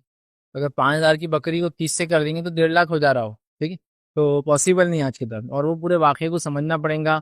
وہ سردار تھا قوم کا، اور سردار جو ہوتے بہت مالدار، مطلب ایک بادشاہ سمجھ لیجیے اپنی قوم کا چھوٹا موٹا، اور اس سے وہ لینا اور پھر اس نے نہیں دینا وہ ایک الگ چیز ہے، لیکن صرف اس سے یہ بات پتہ چلتی ہے کہ اگر کوئی انسان کچھ لے لے یا کوئی اس کو کچھ دے دے، دونوں چیزیں ملتی واقعی میں، ایک میں انہوں نے ڈیمانڈ کیا اور ایک میں دیا گیا، اس سے پتہ چلتا اس کا لینے کا جواز ہم کو ملتا ہے۔ لیکن اس کا ہرگز مطلب نہیں کہ ہر آدمی سے اتنا لگا کہ ملٹیپل اور اتنے بکریاں ویسا حساب کریں گے، انسان حالات زمین زمان ماحول علاقے کے اعتبار سے کریں گے، تو لہٰذا ایک جواز ملتا ہے، لیکن ہرگز یہ نہیں کہ نہیں اس کا ریٹ کے حساب سے ہم 30 بکریوں کا ملٹیپلائی کریں گے آج کے ریٹ میں، ایسا معنی نہیں ہے۔ تو بیماری کے حالات، اس کی کیفیت، کچھ ایسے لوگ ہوں گے جو کچھ نہیں دیں گے آپ کو، ظاہر سے علاج تو آپ کو کرنا ہے، اور بہتر چیز یہ ہے کہ اس کام کے لیے لوگ پیسہ نہ لے اس علاج کا، لیکن ہم یہ ڈیمانڈ یا یہ ایکسپیکٹ بھی نہیں کر سکتے ہر کسی سے کہ فل ٹائم اس میں لائف لگا اور پیسہ بھی نہ لے۔ ایک ڈاکٹر ہے، طبیب ہے، تو ظاہر سے علاج کرتا ہے تو طبیب طب کا پیسہ بھی لیتا ہے نا، تو سیم ہے، یہ بھی اسپرچل علاج کرتے لے سکتے ہیں، تو جواز ملتا ہے، لیکن اس کو کھینچ تان کر کے ہزاروں لاکھوں تک نہ لے جائے، ورنہ یہ علاج بہت مہنگا ہو جائے گا، ہر کسی کے بس میں نہیں رہیں گا، اور پھر لوگ اس سے دور ہٹ کر شرک اور کفر اور برائی کی طرف ہی پڑھنے لگ جائیں گے، کیونکہ اچھی چیز اگر بہت مہنگی ہو جائے تو برائی پھر کیا ہو جاتی، کامن اور عام ہو جاتی ہے۔ تو ایسا بالکل نہ کرے، اللہ نے اگر کسی کو اس کا علم دیا ہے تو لوگوں کو زیادہ سے زیادہ فائدہ پہنچائے، کچھ نفع اور کچھ فائدہ اپنے لیے بھی لیتا ہے تو جواز تو بالکل ملتا ہے، وہ بھی اس کے لیے جائز ہے، بس اتنا نہ کر دے کہ علاج اتنا مہنگا ہو جائے کہ لوگ علاج ہی نہ کرائے، کفر و شرک کی طرف چلے جائے۔ اسی سوال کیا فرض نماز میں تکبیر بولنا کیا ضروری ہے؟ تو یاد رکھیے، آپ فرض پڑھے، چونکہ اب جتنی تو میں خواتین کا سوال سمجھتا ہوں، آپ فرض پڑھے، سنت پڑھے، موقعہ پڑھے، نفل پڑھے، آپ کو ہر چیز پڑھنا ضروری ہے۔ تکبیر پڑھیں گے آپ، تکبیر مطلب نماز میں اللہ اکبر کہہ کے ہاتھ باندھیں گے، سورہ فاتحہ پڑھیں گے، ضمی سورہ پڑھیں گے، سب پڑھنا ہے، آپ سمجھ رہے؟ صرف ایک انسان جب امام کے پیچھے ہوتا ہے تو سورہ فاتحہ کے بعد جو امام دوسری چیزیں پڑھتا ہے اس میں اس کو خاموش سننا ہے، لیکن وہ نماز میں بھی آپ کو رکوع میں اپنی تسبیحات پڑھنا ہے، اٹھنا ہے، سب کرنا ہے۔ تو لہٰذا اگر یہ خواتین کے طرف سوال تھا، ہاں آپ کو ہر تکبیر پڑھنا ہے، ہر چیز پڑھنا ہے، تو عورتوں کا تو جماعت سے عموماً گھروں میں پڑھتی ہے، اللہ اکبر، پھر ہاتھ باندھیں گے، بسم اللہ الرحمن الرحیم، سورہ فاتحہ پڑھیں گے، یہ سب سب سب تو سب پڑھنا ہے آپ کو، یاد رکھیں۔ لیکن اگر آپ کا تکبیر بولنے سے مراد یہ ہے کہ تکبیرات کو زور سے بولنا، اللہ اکبر، اور باقی چیزوں کو دل میں ہلو پڑھنا، تو نہیں، عورتوں کے لیے تمام چیزیں ایک جیسی ہیں، مطلب اس میں تیز نہیں بولنا ہے، وہ تکبیر وغیرہ اللہ عام طور سے آپ بولتے ہیں اتنا کہ تھوڑا سا کان میں سنیا ہوتا اپنے اور آپ کو معلوم ہوتا آپ کچھ کر رہے ہیں، اتنا کرنا آپ کے لیے انشاءاللہ عزیز کافی ہے۔ بولنے سے مراد اگر یہ ہے تو، اور وغیرہ پڑھنا تو ہاں آپ کو سب پڑھنا، چونکہ میں نے دیکھا کچھ لوگوں کی غلط فہمی ہوتی ہے، معلوم آپ کو نماز میں کچھ نہیں پڑھتے امام کے پیچھے ہوتے، کچھ نہیں سے مراد خالی، سمجھ رہا، تو اس طرح سے کرتے ہیں، یہ درست نہیں ہے۔ اور اگر آپ دل میں پڑھتے ہیں تو نماز میں یا تلاوت قرآن میں دل میں نہیں پڑھنا ہے، آپ کو ہونٹ کا ہلنا ضروری ہے، ہونٹ کا ہلنا ضروری ہے۔ جب بندہ کہتا ہے یا بندہ بولتا ہے، بندہ دعا کرتا ہے تو سب میں ہونٹ ہلیں گے، باہو بکا ہوں گی، پکار ہوں گی، الفاظ ادا کیے جائیں گے، تو دل میں بہت سے نمازی پڑھتے تو کچھ بھی نہیں، ہونٹ بھی نہیں ہلتے، نہیں بولنا ہے، وہ ہونٹ ہلیں گے اس کے لیے اندر، ٹھیک ہے، تو دل میں نہیں پڑھنا ہے، تو ہاں آپ بولیے، ایک عام طور سے جو آپ اللہ اکبر بولتے ہو ویسے اس ٹائپ میں، لیکن تیز نہیں بولنا ہے۔ خواتین ہیں تو آرام سے چلیں گا، اور مرد بھی اور اپنی نماز پڑھ رہا ہے تو تیز نہیں بولیں گا۔ ہاں مرد ہے اور وہ جہری نماز کو جہر میں پڑھنا چاہتا اکیلے بھی، تو پھر تو تیز بولیں گا، اللہ اکبر، بسم اللہ الحمدللہ رب العالمین، وہ سب کریں گا، وہ ایک الگ بات ہے۔ فیض بھائی، میں نے سنا ہے کہ جو ہجامہ کرتا ہے اسلامی ڈیٹ پہ، جو 16 اور 17 اور 19 اور 21، جو یہ تاریخ اسلامی جو تاریخ رہتی ہے، اس پہ جو ہجامہ کریں گا تو اللہ اس کو ہر ایک بیماری سے شفا دے دیں گا، یہ میں نے سنا ہے، تو یہ بات صحیح ہے کہ بھائی ہجامہ کے تعلق سے اس کی تاریخ کے بارے میں کہا، ہجامہ کے تعلق سے یہ بات تو آتی ہے کہ آپ سے تاریخ بتائیں، یہ تاریخوں میں ہجامہ کرنا چاہیے اور وہ افضل ہے، لیکن ضروری نہیں ہے، ادر افضل ہے۔ کوئی انسان بیمار ہو تو جب بیماری ہو تب وہ ہجامہ کرا لے، جس باڈی پارٹ میں جس طریقے سے، اور اس کی تاریخ بھی ہے، چاند کی 17ویں 19ویں 21ویں تاریخ کو لگائے، سنت سے ثابت ہے کہ مخصوص تاریخوں میں چاند کی ہجامہ کروانا چاہیے، لیکن عموماً بیماری کے لیے کرنا چاہیے۔ لیکن یہاں ایک بات اور میں بتا دوں ہجامہ کے تعلق سے، ہجامہ ایک علاج کا ایک طریقہ ہے کئی طریقوں میں سے جو اللہ کے رسول صلی اللہ علیہ وسلم نے اختیار کیا، لیکن ہمارے پاس ہجامے کے طریقوں کو اتنا پروموٹ کیا تھا تو ایسا لگتا ہے کہ اسلام نے صرف ایک ہی علاج کا طریقہ دیا اور وہ صرف اور صرف ہجامہ، اس کے علاوہ اور کچھ ہے ہی نہیں. سمجھ. اور ہجامے کے کچھ پوائنٹس ہوتے ہیں، مخصوص جگہیں ہوتی ہے، مخصوص بیماریوں کے لیے مخصوص جگہوں پہ مخصوص وقت میں کیا جاتا ہے. وہ نبی اکرم صلی اللہ علیہ وسلم نے عمرہ کیا، عمرہ کرنے کے بعد آپ نے سر میں شدید تکلیف تھی تو آپ نے سر پہ ہجامہ کروایا، تو شدید تکلیف کے لیے فلاں جگہ ہجامہ. لیکن ہمارے پاس کیا ہوگا، ہجامہ آپ کو کرانا ہے 10 پوائنٹ پہ لگا دیتا میں تمہارے، یہ پوائنٹ کمر پہ ایک لگا دیتا، مانڈی پہ ایک لگا دیتا، سر پہ ایک لگا دیتا، آگے ایک لگا دیتا، پیچھے ایک لگا دیتا، بیچ میں ایک لگا دیتا، پورے بال صاف کر کے 2 لگا دیتا. مطلب وہ بس کچھ بھی ہجامے کے نام پہ بس آپ کو کٹس مارتا ہے اور بس وہ لگاتے جاتا ہے اور پر کپ کا پھر اپنا چلتے رہتا. ٹھیک ہے، تو ٹھیک ہے، وہ مسئلہ نہیں ہے. اگر ضرورت ہے تو کتنے بھی لگا سکتے، لیکن اس کے مخصوص جس کو کہتے ہیں اس کی تربیت یافتہ لوگ ہوتے ہیں، یاد رکھیے، جو ہجامہ کرتے ہیں. میں نے ہجامہ کے نام پہ لوگوں کو ماتم جیسا کٹس لگاتے ہوئے دیکھا، اتنے بڑے بڑے لگا دیے کٹس کہ خراب خون نہیں، اچھا خون بھی نکل رہا اس میں سے. اس کے اندر انسیشنز بہت پتلے پتلے بلیڈ کے ذریعے ایک پرفیکٹنس ہوتی ہے، آدمی وقت کے ساتھ زمین زمانہ حالات کے حساب سے حاصل کر لیتا ہے اس فیلڈ میں. اور مخصوص بیماریوں کے لیے مخصوص پوائنٹس ہوتے ہیں جس پر ہجامے کے لیے کٹس لگائے جاتے ہیں. ہمارے پاس ایک کامن ہو چکا کہ 10 کپس 5 کپس کم از کم لگائیں گے. آپ بیمار ہے نہیں ہیں، کیا بیماری ہے نہیں پوچھتے، بس وہ کٹس لگاتے ہیں اور وہ لگا دیتے ہیں اس کو. ٹھیک ہے، کوئی سکشن کے ذریعے نکالتا ہے تو کوئی پمپس کے ذریعے کرتا ہے، کوئی گرم کر کے لگاتا ہے اور مختلف. خیر وہ ایک ٹریٹمنٹ ہے اور ایک اینشنٹ ٹریٹمنٹ ہے. میں یہ بھی بتا دوں کہ نبی اکرم صلی اللہ علیہ وسلم کے پہلے سے علاج عربوں میں چلا آ رہا تھا. یہ ایسا بھی کوئی علاج نہیں جو صرف آپ صلی اللہ علیہ وسلم نے بتایا. اس کے فوائد اپنی جگہ ہیں لیکن ٹریٹمنٹ اینشنٹ ہے. اور عربوں سے پہلے چائنیز اس کو کیا کرتے تھے اور چائنیز میں بہت کامن تھا ہجامہ. ان کے اندر ڈرائی اور ویٹ دونوں ہجامہ کرتے تھے. ویٹ سے مراد خون جس میں نکلتا، ڈرائی میں خالی وہ کپ کو گرم کر کے سکشن جس سے خالی ایسا وہ پورا پیچ کے ساتھ ددوڑے جیسا آ جاتا، لیکن اس کے بھی فائدے ہوتے ہیں. تو بہت کامن تھراپی تھی جو چائنیز اینشنٹ چائنا میں ہزاروں سالوں سے وہ لوگ استعمال کرتے تھے. عربوں میں بھی یہ چیز بہت کامن تھی نبی اکرم صلی اللہ علیہ وسلم پہلے سے. ہاں، لیکن اس کے فوائد بھی نبی کریم صلی اللہ علیہ وسلم نے بتائے اور بہت سارے اس کے فائدے. لیکن یہ بات میں بتا دوں، ہجامہ ہی ایک طریقہ نہیں ہے علاج کا. کئی طریقے جو آپ صلی اللہ علیہ وسلم نے بتائے اس میں ایک طریقہ ہجامہ ہے. چونکہ جو لوگ ہجامے کی فضیلت اتنی بتا دیتے ہیں کہ ایسا لگتا ہے ہجامے کے علاوہ کوئی اور علاج ہے ہی. نیچی کاری ہجامہ کرا لو، فلاں ہو رہی ہجامہ کرا لو، ہر چیز کے لیے صرف ہجامہ. ٹھیک ہے، اگر ویسا بیماری سائنس وغیرہ کچھ ہے اور سر کے کسی حصے پر ہجامے سے اس کا بینیفٹ ثابت ہے تو نو ڈاؤٹ آپ وہ کر سکتے ہیں. تو یہ چیز بہرحال سمجھنے کی ہے اور اس کا ایک فن اور ایک علم ہوتا ہے. تو آپ جو لوگ اس کو جانتے ہیں انہی سے اس کو کرایا کریں. کسی نے کہا کچھ لوگ قرآن سے علاج کرتے ہیں لیکن ڈاکٹر کی لکھی ہوئی دوائی بند کر دیتے ہیں، بند کرنے کے لیے کہتے ہیں، تو یہ کیا صحیح ہے؟ دیکھیے، قرآن سے علاج میں نے آپ کو بتا دیا. جب قرآن سے علاج کی ہم بات کر رہے ہیں تو ہم بالکل بھی ایگزسٹنگ میڈیسن جو حلال ہے جس سے علاج کروانا اس کو نہیں روک رہے ہیں، سائملٹینیسلی چلیں گے. اور خود میں نے مثالیں دے دی کہ آپ صلی اللہ علیہ وسلم نے آپ کو بچھو نے کاٹا، آپ نے سورہ کافرون، سورہ فلق، سورہ ناس پڑھ کے دم کیا اور پانی اور نمک منگوایا اور پانی میں نمک ڈالا یا زخم پہ نمک ڈال کے اس کو دھویا. دنیاوی تدبیریں بھی اختیار کی گئی اور سورے بھی پڑھے گئے. تو دنیاوی تدبیریں اختیار بالکل کی جا سکتی ہے، اس میں کوئی دو رائے نہیں ہے. تو یہ کہنا کہ اب قرآن سے علاج کرے ڈاکٹر کا علاج بند کر دو، تو اب یہ ڈیپینڈ ہے بیماری کیا ہے. اگر بیماری 100% صرف ایسی ہے جو دل کی ہے یا اسپرچول ہے تو ٹھیک ہے، پھر تو صحیح بات ہے، اس کے لیے دوا کی آپ کو ضرورت نہیں ہے. جادو وغیرہ ہے تو اس کا سائنٹیفک کچھ نہیں تو وہ تو صحیح ہے. لیکن یہ کہنا کہ قرآن سے علاج ہے تو دوا بند کر دو، یہ ہر کیس میں درست نہیں ہوگا. کچھ کیسز میں ہاں درست بھی ہو سکتا ہے. یہ کیس ٹو کیس کیا بیماری ہے اور کیا علاج کیا جا رہا ہے اس پر ڈیپینڈ ہے. تو میں کہوں گا آپ کنسلٹ کریں، راقی سے پوچھیں کہ بھائی کیوں بند کرائی جا رہی ہے، کیا مجھے مسئلہ ہے، کیا دنیاوی واقعے میں کچھ ایشو ہی نہیں ہے اور صرف یہ مسئلہ ہے. تو ہاں، پھر اگر وہ کہتا ہاں دنیاوی کو مسئلہ ہی نہیں ہے آپ کو، یہ مسئلہ صرف جن وغیرہ کا، تو بہرحال پھر ویسا آپ کر سکتے. شیخہ، میرا ایک سوال ہے کہ اسلام میں بہت سارے جانور جو ہے حلال ہے، جو حدیثوں کے اندر ملتے آتے، جس میں گھوڑا بھی ہے اور کبوتر وغیرہ میں حدیثوں کے اندر پڑھا ہو، اور آج جو اپنے معاشرے میں یہ چیزوں کو حرام کہا جاتا ہے. اور دوسرا میرا یہ سوال ہے کہ بیماری کے لیے جو اپنے پاس گھوڑ بڑا بولتے ہیں اس کو بچھو یا بچھو کچھ بولتے ہیں، اور کیکڑا، یہ بھی کھانا کیسا ہے؟ میں نے کچھ جانوروں کے تعلق سوال کیا، ان کا کھانا کیسا ہے، وہ حلال ہے یا نہیں ہے، یا بہت سے لوگ منع کرتے ہیں. دیکھیے، سب سے پہلی چیز کہ جانوروں کے حلال اور حرام ہونے کے اندر کچھ چیزوں میں تو اختلاف ہے جو واضح نہیں ہے، لیکن جو واضح ہے اس کے اندر تو کوئی اختلاف نہیں ہے. جیسا مثال کے طور پہ آپ نے گھوڑے کی مثال دی، تو گھوڑے کا کھانا حلال ہے، اس کا دودھ حلال ہے، اس کا گوشت حلال ہے، اس کی قربانی کر کے انسان چاہے تو کھا سکتا ہے، لیکن وہ عید کی قربانی وغیرہ میں نہیں چلتا، چونکہ اس میں صرف 4 جانور چلتے ہیں جن کی مذکر اور مؤنث ملا کے 8 ہو جاتے ہیں، جس کو بہیمۃ الانعام کہا جاتا ہے، تو گھوڑا ایز سچ کھایا جا سکتا ہے۔ اسی طرح نبی اکرم صلی اللہ علیہ وسلم نے جو ہے جنگلی گدھے کی اجازت دی اور پالتو گدھے کو منع کیا کھانے سے، سمجھ آپ، جنگلی گدھا اور پالتو گدھا الگ ہوتے ہیں، یہ فرق تب کر سکتے ہیں جنگل کے اندر آپ علاقوں میں تو آپ کو پتہ چلیں گے، تو وہاں آپ نے پالتو گدھے کو منع کیا، جنگلی گدھے کو آپ نے کہا کہ وہ کھانا حلال ہے۔ اسی طرح آپ صلی اللہ علیہ وسلم سے لکڑ بگے کے تعلق سوال ہوا، ہائینہ جس کو بولتے ہیں، اس کے تعلق سے سوال ہوا کہ کیا اس کو کھایا جاتا ہے، کیونکہ افریقی علاقوں میں کھایا جاتا تھا، تو نبی اکرم صلی اللہ علیہ وسلم نے کہا کہ وہ کھانا حلال ہے۔ ویسے ہمارے پاس بھی ہوتا ہے شاید، کیا بولتے ہیں، لکڑ بگے بولتے ہیں، وہ جانور ہوتا ہے، اس میں کالے اور تھوڑے براؤن گرے کلر کے اسپاٹس ہوتے ہیں، کالا منہ ہوتا ہے، اور بہت خطرناک جانوروں میں سے ایک مانا جاتا ہے، وہ شیر وغیرہ کو پیچھے چھوڑتا نہیں ہوں، ٹھیک ہے۔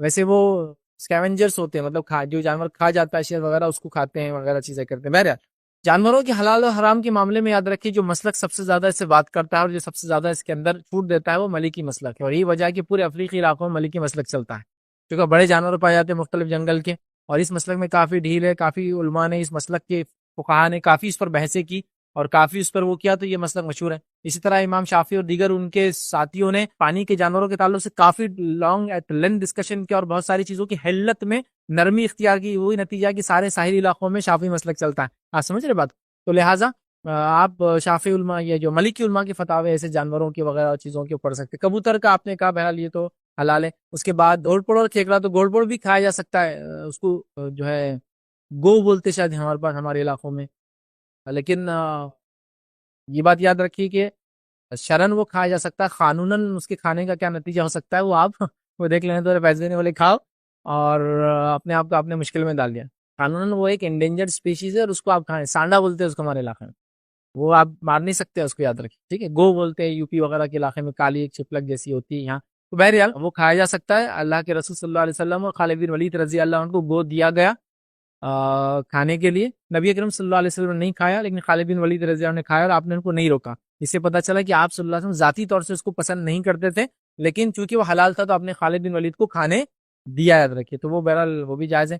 کیکڑا وغیرہ جو آپ نے کہا وہ بھی جائز ہے، اس لیے کہ سمندر کے جتنے جانور ہیں جن کا تعلق سمندر سے ہوتا ہے تو وہ تمام حلال ہے، چاہے وہ اسکویڈز ہو یا پھر لابسٹرز ہو یا پھر کریب ہو یا پھر اور بھی جانور۔ ہاں، مینڈک جو ہے پانی کا جو ہے وہ منع ہے کھانا، لیکن اس کے علاوہ تمام جانور جو پانی سے متعلق ہے جن کا تصور پانی کے بغیر نہیں ہوتا تو وہ جانور حلال ہے، یاد رکھیں، مطلب پانی ان کا اصل ہے، اس کے بغیر ان کا تصور نہیں ہے، تو اگر کیکڑا بغیر پانی کے جو ریگستانی کیکڑا ہے وہ جائز نہیں ہوگا، لیکن وہ کیکڑا جو پانی میں ہی رہتا ہے اور اس کے بغیر تصور نہیں ہے تو وہ جائز ہے۔ لیکن ہمارے پاس بڑا مسئلہ ہے کہ وہ بولتے حنفی مسلک میں حرام ہے کیکڑا اور بہت سارے بہرحال جانور اس طرح سے، ایون گھوڑے کے تعلق سے بھی وہ کہتے نہیں ہیں، لیکن سنت سے بالکل ہمیں ثابت ملتا ہے کہ گھوڑے ذبح کیے گئے، گھوڑے کھائے گئے اور استعمال کیے گئے، ان کا دودھ استعمال کیا جاتا تھا، اور کبھی بھی آپ صلی اللہ علیہ وسلم نے اس کے تعلق سے روکا نہیں کسی کو، نہ صحابہ میں سے کسی نے روکا۔ ہاں، چونکہ وہ قیمتی ہوتے تھے اور مہنگے ہوتے تھے اس لیے عموماً ان کی قربانیاں دی نہیں جاتی تھی، چونکہ بہت کاسٹلی ہوتے تھے، یاد رکھیں، تو بہرحال یہ، لیکن وہ حلال ہے، یاد رکھیں۔ تفصیلات دیکھنا ہے تو اور بھی آپ کتابیں بہرحال جانوروں کے تعلق سے، پرندوں کے تعلق سے حلال حرام بہرحال وہ پڑھ سکتے۔ کسی نے ایک سوال کیا، گھر میں لڑکیوں کو تہجد کے وقت قرآن نہیں پڑھنے دیتے ہیں، کہتے ہیں کہ جن حاوی ہو جاتا ہے، کیا یہ صحیح ہے؟ تو ایسی کوئی بات تو میرے ذہن میں نہیں، بلکہ میں سمجھتا ہوں قرآن نے تو یہ کہا کہ جو قرآن نہیں پڑھتا، اللہ کے دین سے اعراض کرتا ہے تو اللہ اس پر ایک شیطان چھوڑ دیتا ہے اور وہ اس کے ساتھ ہمیشہ رہتا ہے، وہ اس کو چپک کے رہ جاتا ہے، سمجھا؟ تو شیطان تو ان لوگوں کے اوپر حاوی ہو جاتا ہے جو قرآن سے دور ہے۔ اب تہجد تو سب سے افضل نفل عبادت ہے، سب سے افضل نفل عبادت کو کرنا اور اس کے بعد قرآن کی تلاوت سب سے بہترین وقت میں کرنا، جس وقت اللہ رب العزت پہلے آسمان پہ ہوتا ہے، حدیث کے اندر آتا ہے، اور آواز لگائی جاتی، کوئی ہے دعا مانگنے والا میں قبول کرنے بیٹھا، کوئی ہے معافی مانگنے والا میں معاف کرنے بیٹھا ہوں، اس وقت تلاوت قرآن ہونا اور سحر کے اندر استغفار کی کثرت کرنا، سحر میں استغفار کرنے والوں کی فضائل اللہ رب العزت اپنی کتاب میں 2 سے 3 جگہ آیا کہ وہ مومنوں کی صفت ہی نیک بندوں کی کہ سحر میں استغفار کرتے ہیں، تو بہرحال وہاں اس وقت نماز کوئی پڑھے اور قرآن پڑھے تو میں سمجھوں جن کیسے حاوی ہوں گا، حاوی جن نکل جائیں گا، میں تو یہ سمجھوں گا۔ لیکن بہرحال ہمارے پاس یہ بہت بڑی کنفیوژن ہے، لڑکی نے نہ ہی تو قرآن نہیں پڑھنا کیونکہ خوبصورت ہو جاتی تو جن لپٹ جاتا، قرآن عموماً لڑکیوں نے اکیلے نہیں پڑھنا ورنہ جن حاوی ہو جاتا، ٹھیک ہے۔ اسی طرح قرآن کو لڑکیوں نے رات میں نہیں پڑھنا، لڑکیوں نے تہجد نہیں پڑھنا چاہیے، تہجد پڑھنے سے وہ بہت نیک ہو جاتی، پھر اس کو رشتے نہیں ملتے برابر اس کے مقابلے میں، تو وہ نہیں پڑھنا۔ بڑے لیکن یہ سب چیزیں پتہ نہیں لوگوں نے کہاں کہاں سے لا لی، اس کی کوئی حقیقت نہیں ہے، بلکہ اس وقت تو قرآن پڑھنا بڑا اچھا وقت ہے، اور تہجد کا پڑھنا تو سب سے افضل نفل عبادت ہے. یاد رکھیں. اس نے کہا کیا قرآن پڑھنے کا کوئی خاص وقت ہے جس سے نفسیاتی بیماریوں کا علاج ہوتا ہے؟ تو قرآن پڑھنے کا نفسیاتی بیماریوں کے علاج کے لیے کوئی خاص وقت نہیں ہے. ہاں، قرآن پڑھنے کا افضل وقت میں کہہ سکتا ہوں فجر کا، اس لیے کہ فجر کے وقت کا قرآن پڑھنا فرشتے حاضر ہوتے ہیں. قرآن میں خود قرآن میں اللہ نے کہا کہ اس وقت قرآن پڑھنے میں فرشتے حاضر ہوتے ہیں، تو فجر کے بعد کا قرآن پڑھنا افضل ہے. لیکن کسی خاص وقت میں نفسیاتی بیماری کے لیے قرآن پڑھنا، قرآن سے مراد میں تلاوت قرآن سمجھ رہا ہوں، قرآن کی مخصوص آیتوں کو مخصوص وقت میں پڑھنا علاج کے لیے وہ ثابت ہے. معوذتین کا پڑھنا، سورہ اخلاص، سورہ فلق، سورہ ناس کا 3 بار پڑھنا صبح اور شام کو، یہ تو مخصوص ہے. لیکن آپ بولے جنرل قرآن کی تلاوت، تو اس کے لیے نفسیاتی بیماری خاص نہیں ہے، لیکن اس کا ایک افضل وقت فجر کا ہے اور بہت اچھا وقت ہے. تو فجر کی نماز کے بعد ہم کوشش کریں کہ ہم قرآن پڑھیں. فجر کے بعد کے وقت کا قرآن پڑھنا یہ مشہود، جس کے لیے ہم کہیں گے فرشتے گواہ ہوتے ہیں اس کے لیے. لیکن قرآن کبھی بھی پڑھا جا سکتا ہے. نفسیاتی بیماریوں کے لیے مخصوص صورتیں وغیرہ ہے، لیکن قرآن کی تلاوت کے لیے ایسا کبھی پڑھا جا سکتا ہے. شیخ، میرے سوال ہے کہ قرآن میں ایک آیت ہے جس میں یہ بتایا گیا کہ قرآن ایمان والوں کے لیے ہدایت اور شفا ہے، تو کیا یہ نان مسلم کے لیے بھی ہے؟ مطلب اگر وہ پڑھیں گے تو کیا انہیں بھی ہدایت ملیں گی اور شفا ملیں گی؟ میں نے سوال کیا جو قرآن جو ہے مومنوں کے لیے شفا ہے، تو کیا نان مسلم اس سے بینیفٹ لے سکتے ہیں؟ دیکھیں، نان مسلم بھی قرآن سے بینیفٹ ان جنرل سینس تو لے سکتے ہیں، لیکن مخصوص جو قرآن کے فائدے ہیں وہ صرف اور صرف مومنوں کے لیے. وَنُنَزِّلُ مِنَ الْقُرْآنِ مَا هُوَ شِفَاءٌ وَرَحْمَةٌ لِّلْمُؤْمِنِينَ، مومنوں کے لیے ہے وہ خاص، ٹھیک ہے. لیکن نان مسلم کو بھی فائدہ ہوتے ہوئے دیکھا گیا، جیسا کہ ان پہ اگر جن ہو، جادو کا اثر ہو، آپ رقیہ شریعہ پڑھیے، ان کو فائدہ ہوتا ہے اس کا، ٹھیک ہے. تو فائدہ تو ہوگا، لیکن ریئل بینیفٹس ان کو نہیں ملیں گے. اور جو لوگ ظالم اپنے نفس سے ظلم کرتے ہیں، حق کو جاننے کے بعد بھی انکار کرتے ہیں، تو وہ تو ظلم میں قرآن کو پڑھنا ان کے لیے اور اضافہ کر دیتا ہے وہ ظلم کے اندر. کیوں؟ اس لیے کہ ان کا مقصد اس سے برائی کو حاصل کرنا یا اس کے ذریعے لوگوں کو گمراہ کرنا مقصد ہوتا ہے، قرآن کو لے کر اس کے خلاف شر کرنا ہوتا ہے، ٹھیک ہے. تو ان کے لیے تو پھر اس میں ظلم میں وہ زیادتی ہو جاتی ہے، ان کے لیے اللہ گمراہ کر دیتا. لیکن عام طور سے جس کو ہم کہیں گے نان مسلم بھی اس کا فائدہ اٹھاتے ہیں، دیکھا گیا اس کے پڑھنے دم کرنے سے ان کو فائدہ ہوتا ہے. لیکن مخصوص قرآن جو ہے مومنوں کے لیے شفا اور رحمت ہے. حقیقی اگر فائدہ اٹھانا ہے کسی کو تو اس کو ایمان لانا ہوگا، تب وہ قرآن کا حقیقی فائدہ اٹھا سکتا ہے. یاد رکھیں، جو قرآن ہم پڑھتے ہیں عربی میں، اگر ہم اس کا ترجمہ پڑھیں گے، صرف ترجمہ پڑھیں گے اگر، تو کیا وہ بھی شفا اور اجر کا ثواب ملے گا؟ بھائی نے سوال کیا کہ کیا قرآن پڑھے تو خالی اس کا ترجمہ پڑھے تو اس کے لیے اجر و ثواب ہے؟ دیکھیے، قرآن کا ترجمہ کوئی انسان اس نیت سے پڑھے کہ میں اس پہ عمل کروں گا تو اجر و ثواب اس عمل کا ملے گا انشاءاللہ. لیکن قرآن کے الفاظ کا تو ایسا ہے کہ انسان سے تلاوت کرے بھی تو اجر ہے. جیسا اس کو سمجھ میں نہیں آ رہا یا ابھی عمل بھی نہیں کرنا چونکہ سمجھ میں نہیں آتا، اس کو خالی پڑھ رہا ہے تو بھی ہر حرف پہ 10 نیکی ہے.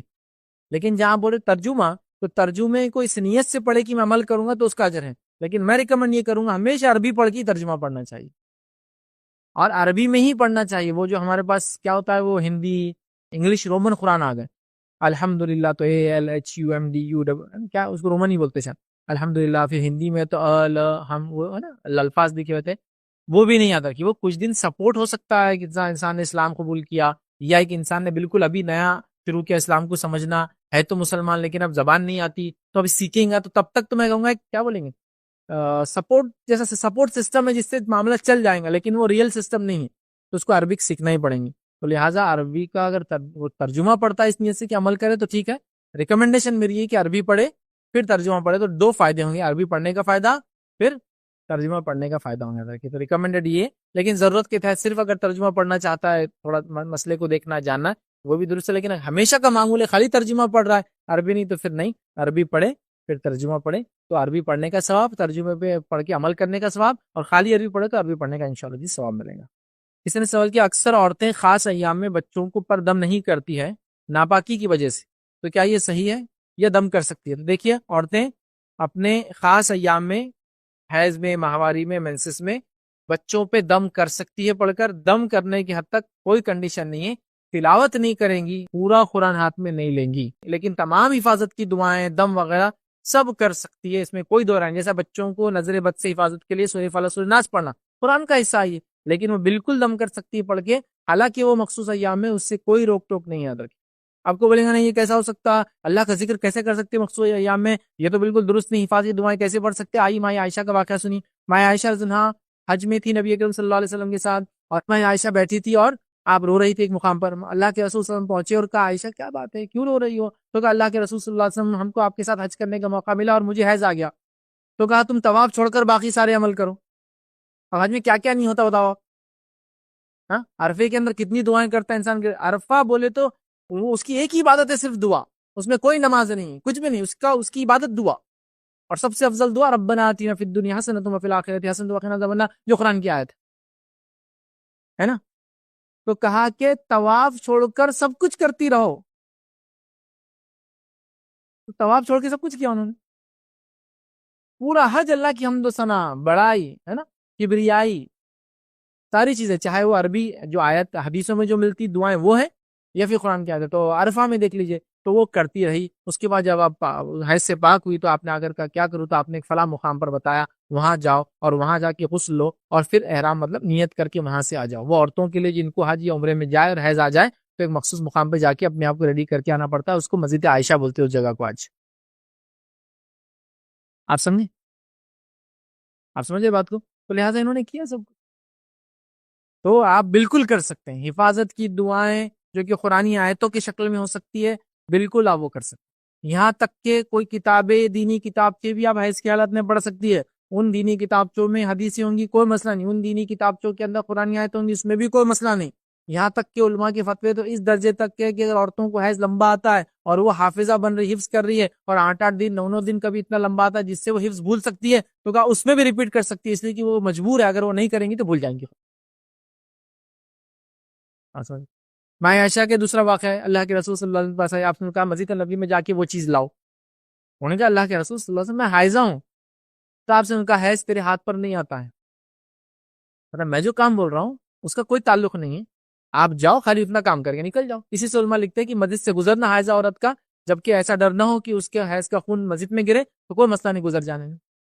اسی بیسس پہ علامہ ابن تیمیہ رحمہ اللہ نے یہ فتویٰ دیا تھا کہ وہ عورتیں جو حج میں آتی ہے اور اب طواف ویدا ہے جو کہ اس کا پارٹ ہے، حج کا رکنا ہے، اور اس وقت اس کو حیض آ جائے، پورا حج تو اس نے کر لیا، اب جاتے وقت حیض آ جائے، قافلہ اس کا رک نہیں سکتا ہے، اکیلی وہ مکہ میں رہ نہیں سکتی، آج کے دور میں بولیے اس کا ویزا نہیں ہے، ایکسپائر ہو جائیں گا، اس کا گروپ چلے جائیں گا، وہ رک نہیں سکتی، اس اکیلے کی فلائٹ آگے پیچھے نہیں ہو سکتی ہے۔ تو ایسی حالت میں وہ کہتے ہیں کہ عورت اپنے آپ کو خوب صاف کرے اور اپنے آپ کو خوب اچھے سے بند کر لے، پیک کر لے تاکہ خون نہ گرے، اور اس حالت میں طواف کر لے، چونکہ وہ رک نہیں سکتی۔ قافلے اس زمانے میں آتے تھے دور دور علاقوں سے، اب کوئی عراق سے آیا وہ تھوڑی رک سکتا ہے ایک عورت کے لیے، آپ سمجھ رہے بات؟ تو ان چیزوں کو سمجھنا ہے۔ ہم نے حیض کی ناپاکی کو اتنا خطرناک کر دیا کہ عورت کو اچھوت کر دیا پورا، بلکہ عورتیں سلام کا جواب بھی نہیں دیتی، سلام بھی نہیں کرتی کسی کو، صحیح میں سلام نہیں، تو سمجھ جاتے ہیں صحیح سلام کے دن نہیں ہے ان کے۔ سب کر سکتی ہے، ایون قرآن کی تفصیل پڑھ سکتی ہے، پڑھنا ہے تو اس میں آیتیں آ جاتی ہے، کبھی علماء لکھتے ہو مسئلہ نہیں، پورا قرآن ہاتھ میں نہیں لیں گی، پورا قرآن جو مصحف ایک ساتھ ہوتی ہے اس کو ہاتھ نہیں لگائیں گی، لیکن حفاظت کے لیے آیتیں، حفاظت آیت الکرسی پڑھ کے سنا ہے سب کے لیے نا، کہ عورتوں کو چھوٹے 9 دن کے لیے فرشتہ نہیں چلتا، ان کو 10 دن کے لیے، کسی کو 7 دن کے لیے، کسی کو 3 دن میں چلتا، تو حفاظت کی تو اب زیادہ ضرورت ہے ان کو، اس لیے کہ نماز سے دور ہے، روزے سے بھی دور ہو جاتی ہے اس وجہ سے، اور اسی لیے کہا حدیث میں آتا ہے کہ دین میں کمزوری آ جاتی ہے عورتوں کی، وجہ جب پوچھی گی تو کہا تم حیض کی وجہ سے تمہارے کئی دن کے روزے چھوٹ جاتے اور کئی دن کی نمازیں چھوٹ جاتی، روزوں کی قضا کرنا ہے، نماز کی قضا نہیں ہے، اپنے شوہر سے دور رہیں گی ان دنوں میں، تلاوت قرآن نہیں کریں گی، ہاں مسجد میں جا کر بیٹھیں گی نہیں، لیکن گزرنا ہے تو گزر سکتی ہے وہاں سے، سمجھے آپ بات؟ کچھ ریسٹرکشنز ہے لیکن کمپلیٹلی بین نہیں ہے۔ بالکل آپ اپنے بچوں کو دم کیجئے، بالکل اپنے بچوں پہ آپ دعائیں پڑھ کے وہ کیجئے، بالکل سارے جو عام معاملہ، سلام، کلام، مختلف دعائیں جو عربی میں دی جاتی کرتے رہیے، اس میں انشاءاللہ عزیز شرعی کوئی قباحت اور پابندی نہیں ہے۔ ہمارے پاس ان نیسیسری دین کے نام پر، صفائی کے نام پر اتنا مشکل کر دیا گیا، اور نان مسلم تہذیبوں میں جو اس وقت میں عورت کو برا سمجھا جاتا ہے، منحوس سمجھا جاتا ہے، گھر سے دور رکھا جاتا ہے، وہ دونوں کا کمبینیشن ایسا مل گیا کہ عورت بیچاری ان ایام میں مسلم ہی نہیں رہتی ہے، مسلمان ہونا ہے ہی نہیں، ایسا لگتا ہے اس کو، اتنا مطلب دور ہو جاتی ہے اسی کا، ایسا نہیں ہے، آپ کا روٹین چلتے رہیں گا، باقی نماز نہیں پڑھیں گے آپ، تلاوت قرآن کی نیت سے قرآن نہیں پڑھیں گے آپ، پورے قرآن کو آغاز نہیں لگائیں گے، مسجد میں بیٹھیں گے نہیں، گزرنا ایک الگ مجبوری ہے، شوہر کے ساتھ ہم بستر نہیں کریں گے ورنہ لیٹنا سونا، باقی سب تو کچھ چیزوں کے ریسٹرکشن ہے، باقی تمام چیزیں الاؤڈ اور لیگل ہے۔ کسی نے سوال کیا شوہر اپنے بیوی کے اوڑھنی سے ہاتھ یا منہ صاف کرتے ہیں تو یہ محبت ہے یا بدتمیزی؟ اب یہ بیوی کا مسئلہ ہے کہ اگر ایریل آپ کے پاس ہے تو یہ محبت ہے، اور اگر ایریل نہیں ہے تو بدتمیزی ہے. مطلب دھونے کے لیے آپ کے پاس کیا ہے اویلیبل. دیکھیے میاں بیوی کا رشتہ ایک بہت مختلف رشتہ ہے. تو اگر کوئی دوپٹہ لے کر اس کا منہ پوچھ لے تو میں سمجھتا ہوں یہ محبت کے لیے کریں گا. لیکن بیوی ہائیلی سوفسٹیکیٹڈ اور بالکل ہائیسٹ پیک آف ہائیجین پر جیتی ہے تو اس کے لیے تو بہت بڑا مسئلہ ہو جاتا ہے. دیکھیے محبت ہی لوگ دیکھیے محبت میں کیا کرتے ہیں, بچوں کی آنکھ پہ پانی ڈال دیتے ہیں اٹھا کر. محبت میں ہوتا ہے کہ لوگ کسی کو پکڑ کے کپڑا کھینچ دیتے ہیں, بھائی کا, دوست کو کرتے نہیں, شرٹ پکڑ لیا پیچھے سے. تو یہ محبت ہے. تو یہ کوئی کامن ہاں پر چیزیں لوگ کیا کرتے ہیں, عورتیں ناراض ہوتی ہیں اوڑھنی کو خراب نہیں کرنا بولتے, شوہر آ جاتے ہیں. بچوں کو بھی دیکھیے بڑوں سے سیکھ لیتے ہیں کہ امی کی اوڑھنی بال لگا بہت ناراض ہوتے ہیں, چڑھتے ہیں. تو یہ محبت بھی ہو سکتی ہے. بدتمیزی جب ہوں گی کہ جب کسی کو پتہ نہیں محبت کیا ہوتی ہے اور بدتمیزی کیا ہوتی ہے, تو اگر بدتمیزی بھی ہو سکتی ہے کچھ لوگوں کے لیے. کیونکہ آج کل میریٹل کیا ہوتا ہے, ریپ بھی ہوتے ہیں.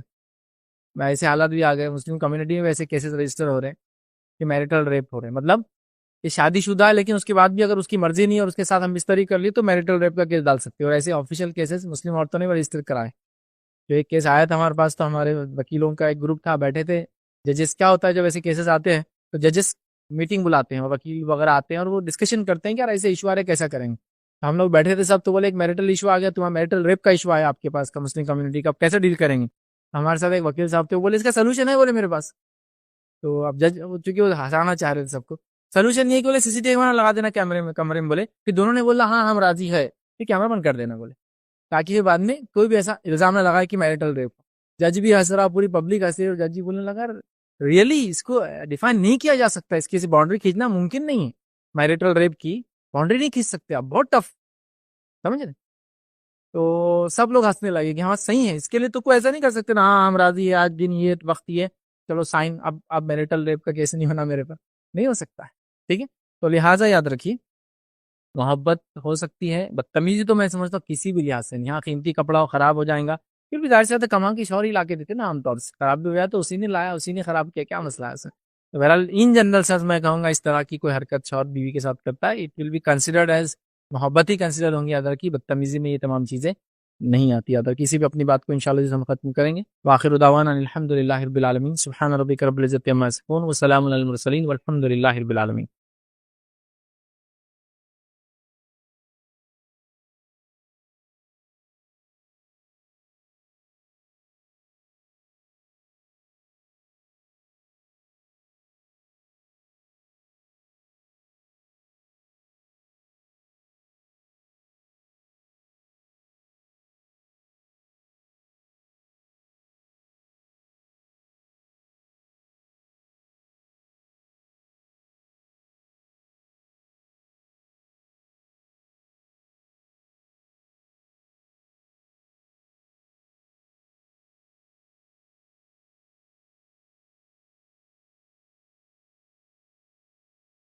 السلام علیکم. آپ بھی ہمارے اس کام میں تعاون کریں اپنی زکات و صدقات کے ذریعے. ڈونیشن ڈیٹیلز کے لیے ڈونیٹ پر کلک کریں. اگر آپ کو ہمارے ویڈیوز پسند آئے ہیں تو اسے شیئر کریں اور ثواب کے حقدار بنیں. روزانہ ہمارے ویڈیوز کو پانے کے لیے ہمارے یوٹیوب چینل کو سبسکرائب کریں اور بیل آئکن دبائیں. ہم سے دیگر سوشل میڈیا پر جڑنے کے لیے ویڈیو میں دیے گئے آئی ڈی کو سرچ کریں. جزاک اللہ.